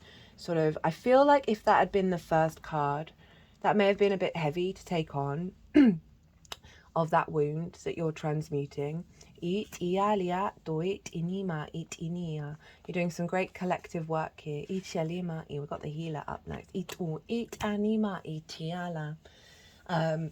Of coming back to yourself, of coming back to love yourself truly, madly, deeply. So often with the Orphan, we can feel as, spiritual beings here on this, or feeling isolated from source, or feeling that abandonment, that separation energy. If you may have gone through your own struggles of just disconnecting from your own heart, your own love, your own inner child. And I think the reason why that's last is because it's letting you know the process that we just talked about is part of a bigger collective healing energy.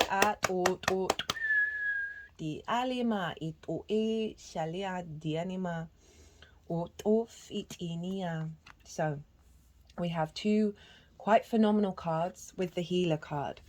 We have the heart of source and sovereignty. It's just such a words, stunning frequency to come after this, right? This card doesn't show up very often.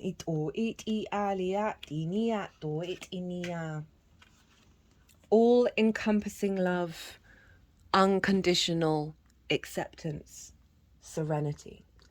The source of the universe is a gigantic heart. Its beats are angels and beings of light. It is what many call God. It's love that is beyond gender and dogma. It's the infinite experiencing infinity. It's all that is, was, and ever will be. It's love being love and expressing love. It's energy that can be explained but can never fully comprehended. It's when it's where we've all come from and will all return. The strangest part of it all is that we never left. Even though we are spiritual beings having a human experience and may feel that source is separate from us, jokes. The truth is that we're always connected, even if we feel we're not. This gateway takes us up, not upwards, but inwards. It is the gateway that reminds us through the stargate of our heart that we are connected to the heart of creation. Not only that, but we exist and express ourselves within that heart. even though we may be on planet Earth and experiencing Earth as a planet within the Milky Way. All of this and more is actually being expressed by the heart of Source. The vastness of this divine love is inexplainable, but it is who we are. You are connecting directly with the heart of Source, the creator of life and love. You are blessed to receive this card, for it shows the cup of your heart is being filled with love until it overflows. The divine energy that is with you now is helping you melt away any blockages so that you can be open to the love, acceptance, and appreciation that you deserve. You are being encouraged to view yourself in a loving way and give yourself permission to be loved. If you've been holding back for a while but are now ready to share the love you have within, this card lets you know it is safe to do so. You are loved, loving, and lovable. Step forward, claim your worth, and enjoy a new level of spiritual openness. You are truly blessed. I think I already mentioned how the Leo new moon and the Mercury retrograde, and they're very in alignment, are opening up spaces for us to, I think I did mention this, radically give and receive in ways that we haven't particularly had very not strong access to, right? A stronger frequency and resonance is coming through. Eat, and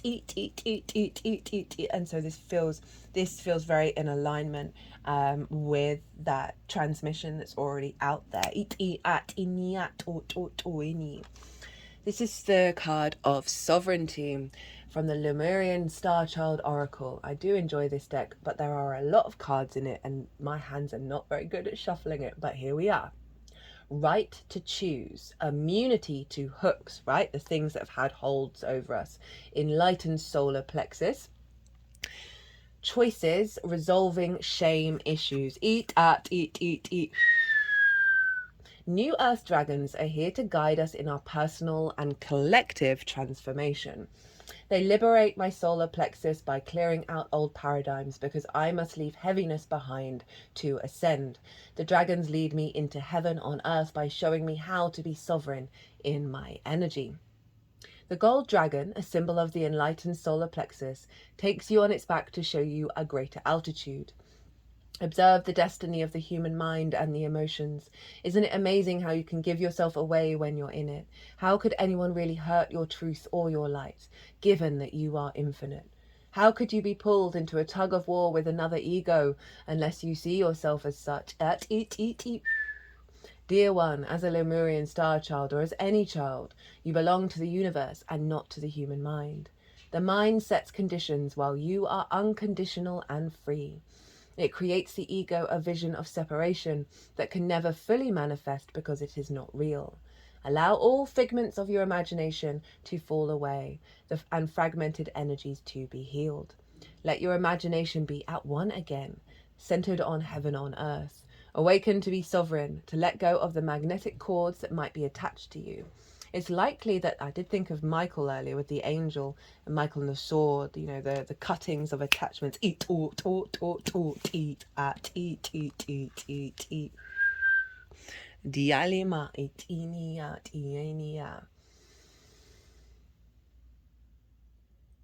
is likely that the other party doesn't want to let go if they are used to a version of you that gives them comfort. So allow the dragon energy to assist you. Do you get triggered into fear or fight?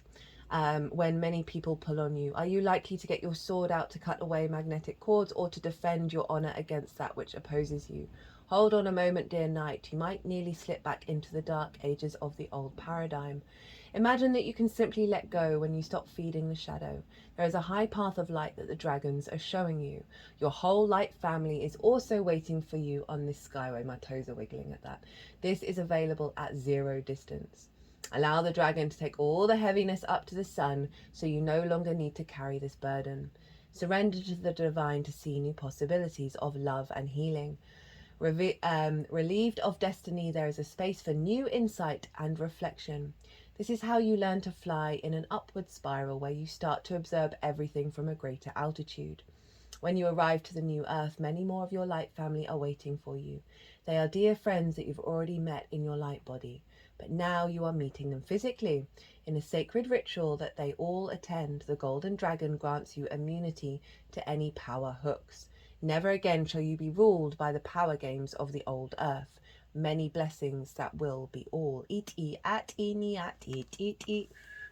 Di ala diet inima ot. As the fire in my heart kindles brighter and brighter, all old magnetic pulls are clearly seen and released with love and understanding. Itia die shalima ot.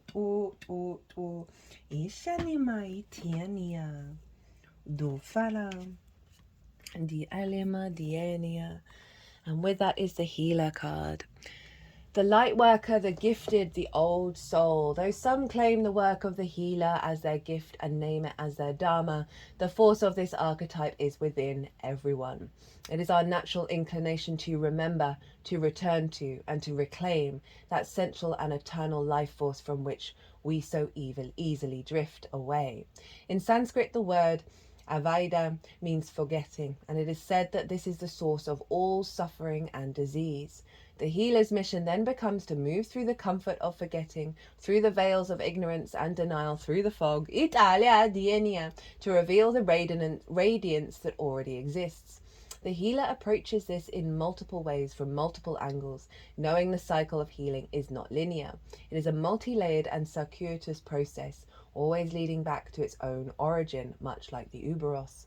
When light, self-contained, grateful, awake. I like that self-contained energy with what's here, right? That healing process is helped strengthen your energy rather than externalizing your needs, your emotional body, and all of that. There's a level of strength within yourself, that Leo energy. It's always about turning the light back inwards rather than seeking it from others. Eat. And your heart, by the way, is the sun, is the generator. Eat. The wounded healer is not someone who was wounded and is now healed. It is someone who continues to courageously break open the self and ego as a means for deep integration. So, this feels like an elevation of your own being that serves as your capacity to bring the heart of source and sovereignty to others. Eat, whether that be through your work, through your pure frequency. At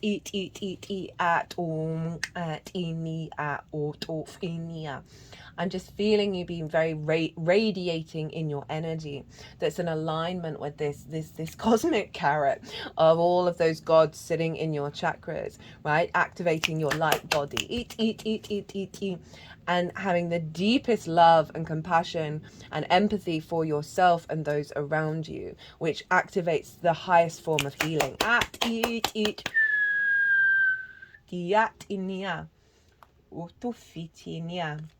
Right. So next up we have Earth Angel. Kindness, sensitivity is a strength. Higher perspective, divine abilities. Alia thought inya. I am guided by divine messages in all situations. Earth angels bring healing and compassion to the world through their gentle nature.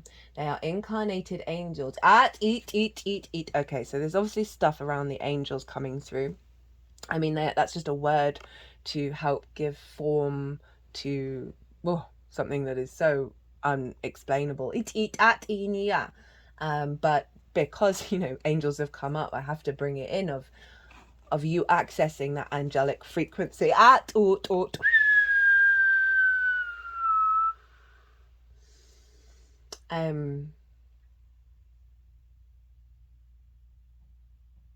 They are incarnated angels, and as an aspect of them is in an aspect of them is in the angelic realm. Just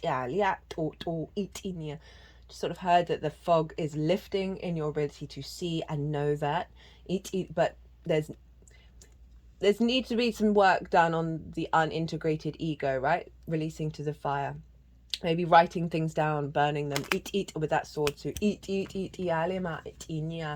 that means that this frequency can come through in a way that is integrated. Earth angels are sensitive to the emotions of everyone around them, whether they are family or strangers. This can overwhelm them and they might be learning to cope with these impressions. I feel like that's what's being healed here.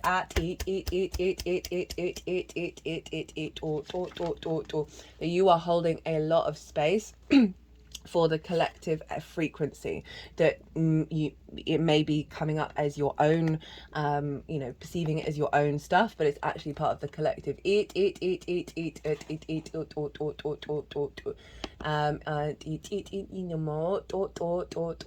They hold a space of unconditional love.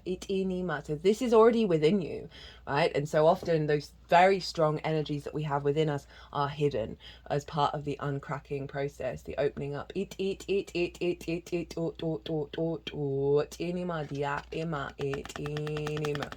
Okay, by letting go of situations and people that keep them stuck, the earth angels, by avoiding an accumulation of energy, they open up to self-love and self-compassion. So there's something about needing to refresh your energy, clear stuck energy, by connecting to the heart of source. It's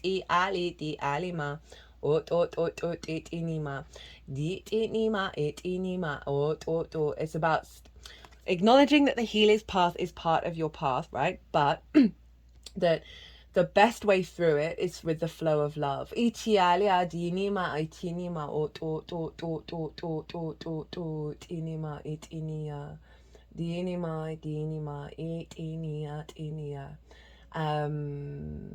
so when you feel sensitive, you are also accessing your divine abilities.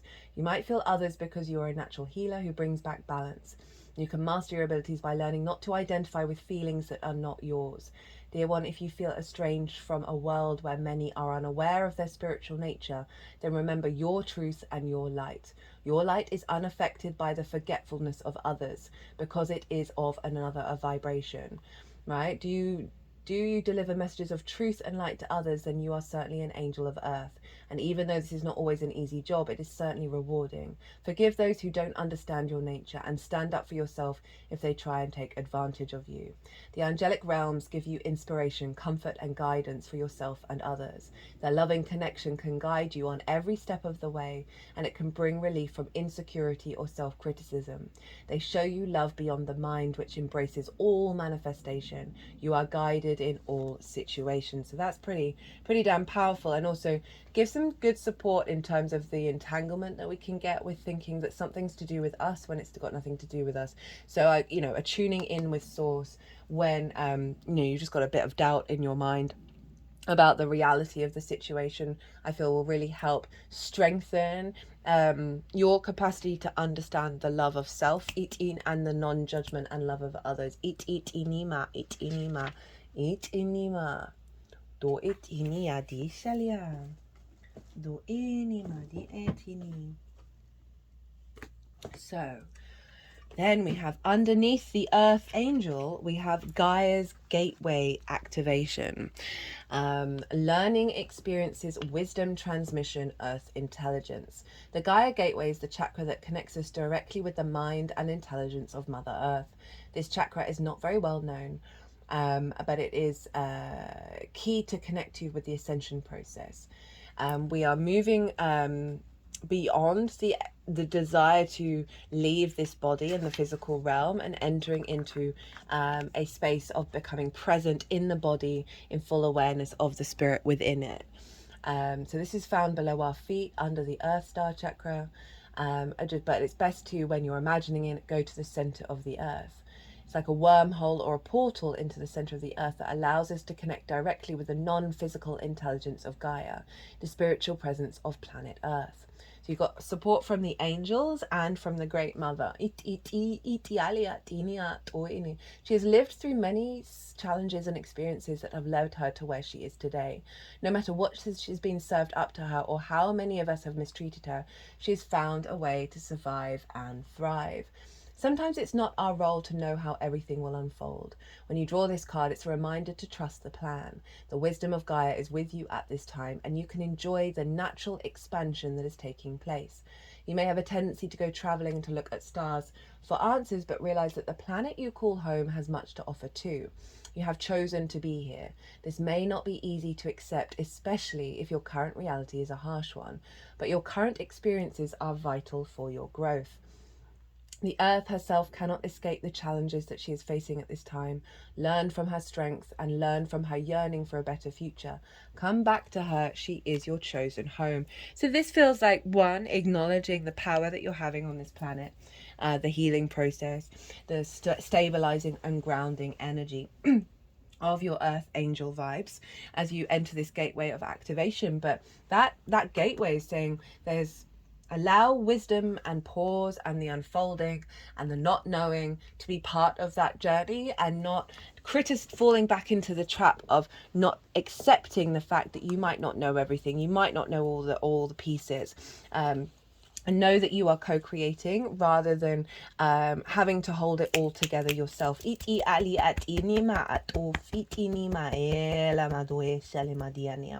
this crystal has been on this card, the Hierophant.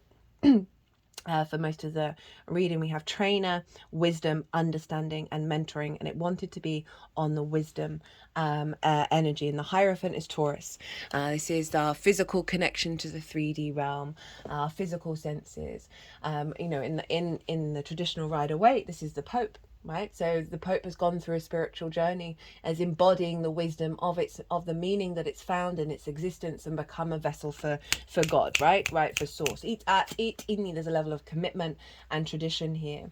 There's a level of as it says, wisdom, of your capacity to embody the wisdom that is being transmuted and elevated.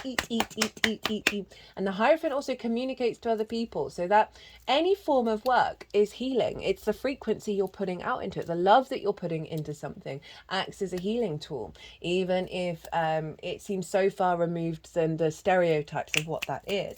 And there's a real level of commitment to the 3D world coming in here that is Taurus. It's ruled by Venus, of wanting you to feel good, wanting you to enjoy your life, and really being committed to that.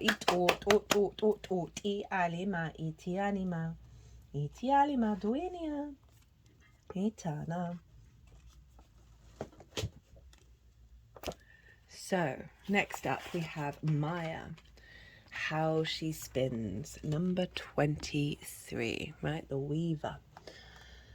Number 23 signifies the combination of complementary opposites united within the threefold truth of all existence, as for creation, preservation, and dissolution. Didn't we have that? We had that here as well. So it's the unification of the three elements, right? Of the cycles of time, the cycles of creation and destruction.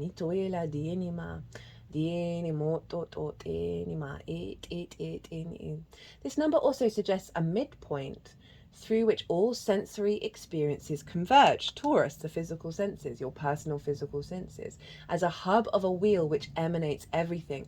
Your embodiment is in alignment. This is an air card of the minor arcana. High amongst swirling clouds, forms over the earth viewed from the space, sits an old woman, a form of Maya, the great illusion, working on her spinning wheel. She is spinning the original yarn which will make up the fabric of all existence. So I'm going to have to pause for a second. I've got another tickle coming up. Her position high in space suggests her detachment from the things of the world. As the great illusion, she is capable of taking any form. Her personification as an old woman or fairy tale which warns us not to be seduced by the beauteous forms of which she sometimes inhabits, thereby catching us in the web of delusion, making us mere puppets of her play. The wheel on which she spins represents the great wheel of time, on which the cycles of existence are formed and out of which all karmas emerge. The Da Vinci meaning: recognize that youth, beauty, old age, ugliness, and death are but transient phenomena. Interesting, it says death. The production of Mother Maya, the great illusion. See through the fabric of existence and try to understand the cause behind each worldly situation. This card indicates the need to withdraw from the ways of the world and to locate oneself in the position of the spinner, right, at the center of it all, rather than externalizing self. This is the way that personal destiny can be transformed. The position, oh wait, no, there's the acceptance of the flow. What did it say? Where all sensory experiences converge as the hub of the wheel which emanates everything. It is all about acceptance and the capacity of when we step into that, we are in the center of our own power.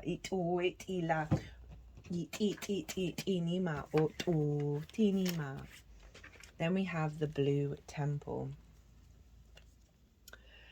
the azure vault. Celestial realm, the imagination, expansiveness. This is from the World Unknown Alchemy's deck by Kim Krantz. Welcome to the Blue Temple, the home of the alchemical imagination. You have entered a space of new depths, new possibilities. The inner eye opens and you become willing to see in a new way. To understand this card, one must study blue itself. It is the celestial colour of the sky, the ocean, and the peacock's tail. Though potent, blue slips away. Through this colour, our imagination threads together experiences both grim and glorious. That's the weaving of it all. We are taken into the depths of mood, of tone, of the rhythm of the blues. The eternal mystery of blue will only deepen as we study it, and this is precisely the point. Leave the cerebral behind, cloak yourself in the sapphire robe, and sit quietly in the vault of mysteries.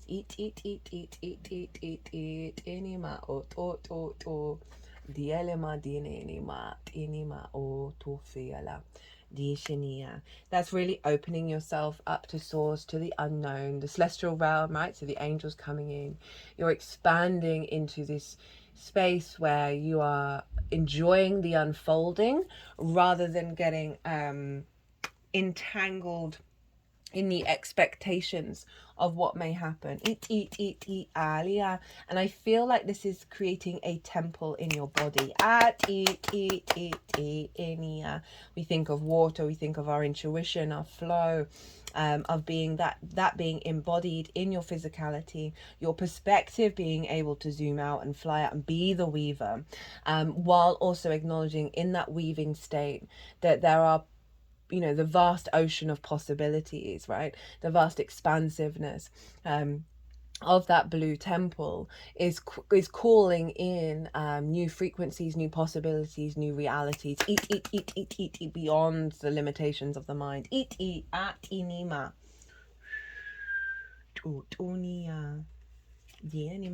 This, in terms of the healer and the temple, feels like a very sacred combination of energies, of an alignment of your healing capacity.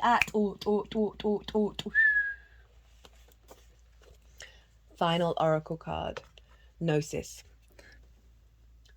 Innermost knowing, mystic truths. True knowledge is not found in facts and figures, in scholarly books on library shelves. Rather, Gnosis points to the deep and timeless archetypal wisdom that rises from the felt sense. You've got wisdom on wisdom on wisdom on wisdom. This is pretty cool. That rises from the felt experience of having touched the unknown with every one of the senses. There we go. Those who are drawn to Gnosis find themselves in esoteric studies like involving mysticism, alchemy, healing, or perhaps science. Knowing is their calling, not knowing is their job description. Love that. No matter how far the alchemist takes their studies, they come to the ultimate conclusion that facts slip towards mystery, and soon the mystery results in facts. This, you know, this could very much symbolize of like radical healing happening, and you got no idea how. You don't know the process. You're not getting the messages of why, but it's just happening, and sort of surrendering to that. And the more that we do that, the more that magnified. I've had to go on my own process with that one myself. This card signifies a knowing that that is life changing. Once you experience it, you are forever changed and become a guardian of Gnosis. The eternal mystery is calling you. Study your passions in the deepest way available to you. Diali ma dienia. Ditani ma doela ma dieli ma disale. Dini ma do etini ma. Those who say they know, don't. Those who say they don't know, know. Ooh. Okay, let's see what this crystal's saying. Ituela diela. Diela Maduinia. Where are we? Danburite. Danburite? Danburite. This is the sign of Leo. One day I'll get a phone with a camera that can pick up crystals. This mineral encourages one to let your light shine and help people to get along with others. It's a powerful intellectual activator, bringing both stimulus and responsiveness to the user. It is also helpful in the rectification of recalcitrant attitudes. I'm going to Google that. Recalcitrant. I'm not the best with words. Okay, let's get Google up because I don't think I've ever seen that word before. RECALCI.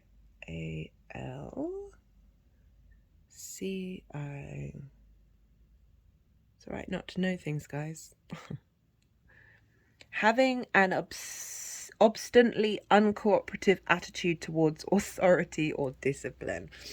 So it's also helpful in the rectification of those kind of attitudes, allowing one to maintain personal identity, ding, ding, ding, with while flowing with the structure of the world. So it's not about completely rejecting it all and, you know, but being the self within the container.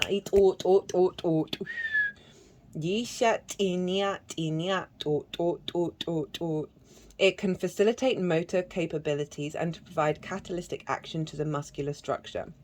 So allowing the transition phase to bring in more physicality, right? If we're getting that Taurus energy of the body responding to the messages and the signs and the synchronicities and the healing process, you being able to heal, clear blocked energy a lot quicker. Anima. This is the Buddha crystal, right? Inima. And brings the aspects of enlightenment and love towards realization. It intensifies all of the attributes and assists ones in the actualization of that which will promote ease of traveling one's path. Dialima etinima otofiala.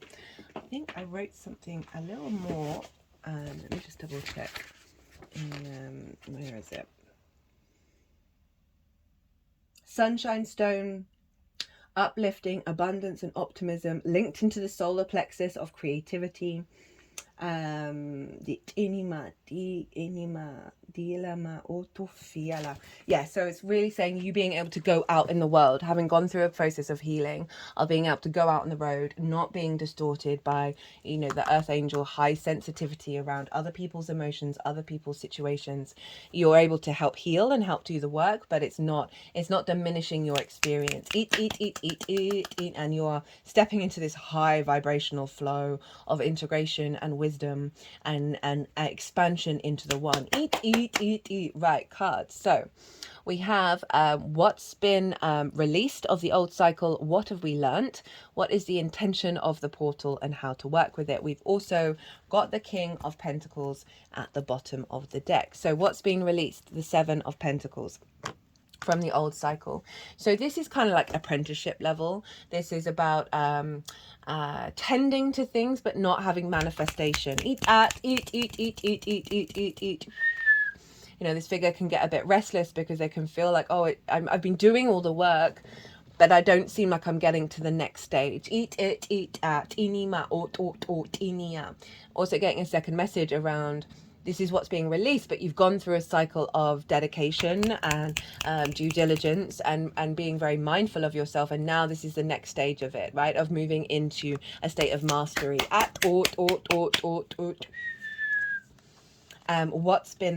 What's been learned is the King of Swords, right? A real clarity of mind, a clarity of divine inspiration. And you know, your ability to harness your perspective. Eat. Ooh. And you have this as a tool to help you like really see very clearly about what's going to come up and be able to move through that. So you've got a lot of power with that King of Swords facilitating the next stage of this journey. The intention of this transit is the Strength card, which is wild because this is Leo, and this is about the higher self and the mammalian instinct working together through love and kindness, through vulnerability, right? This is the lust of life card, but there is this sense of true empathy and compassion for other experiences, for yourself, that create a generator of your heart, your Leo energy being very empowered. And this can also be deep healing, hands-on healing, but also a very empowering, like you're getting a lot of strength to be able to walk this path. How to work with it is the Ace of Cups, the overflow. Didn't we have an overflow? An abundant cup runneth over. I swear we did. One of these cards were. That this is calling you to reflect on peace, of knowing you have the resources within you in your emotional body, right? He's talking about the drain of the earth angel, of the healing process of taking on board other people's energy. This is, I would do meditations on this before you start your day. Of knowing that you have an offering from the universe to be in an abundant space, to have emotional overflow, the capacity to bring in peace through your emotional body, and bring in love. We've got the King of Pentacles, bottom of the deck, right? This is your capacity to go. Got two kings. There's a level of maturity and sovereignty of going out into the world and creating abundance now, right? And having the capacity to do so. Because of this big healing energy that you're doing, not only for yourself, but for the collective. So I cannot thank you enough for the work that you're doing, Pile 3. Okay, I'm going to leave it at that. I hope this resonated. I'd love to hear from you. Hit that like button. It will bring me joy. It also helps the algorithm if you feel so inclined. As I said, there is a competition. 3 readings are up for grabs. So you can enter that as many times as you'd like. Pile 3, be good to yourselves, be good to those around you, safe travels, and be well until we meet again.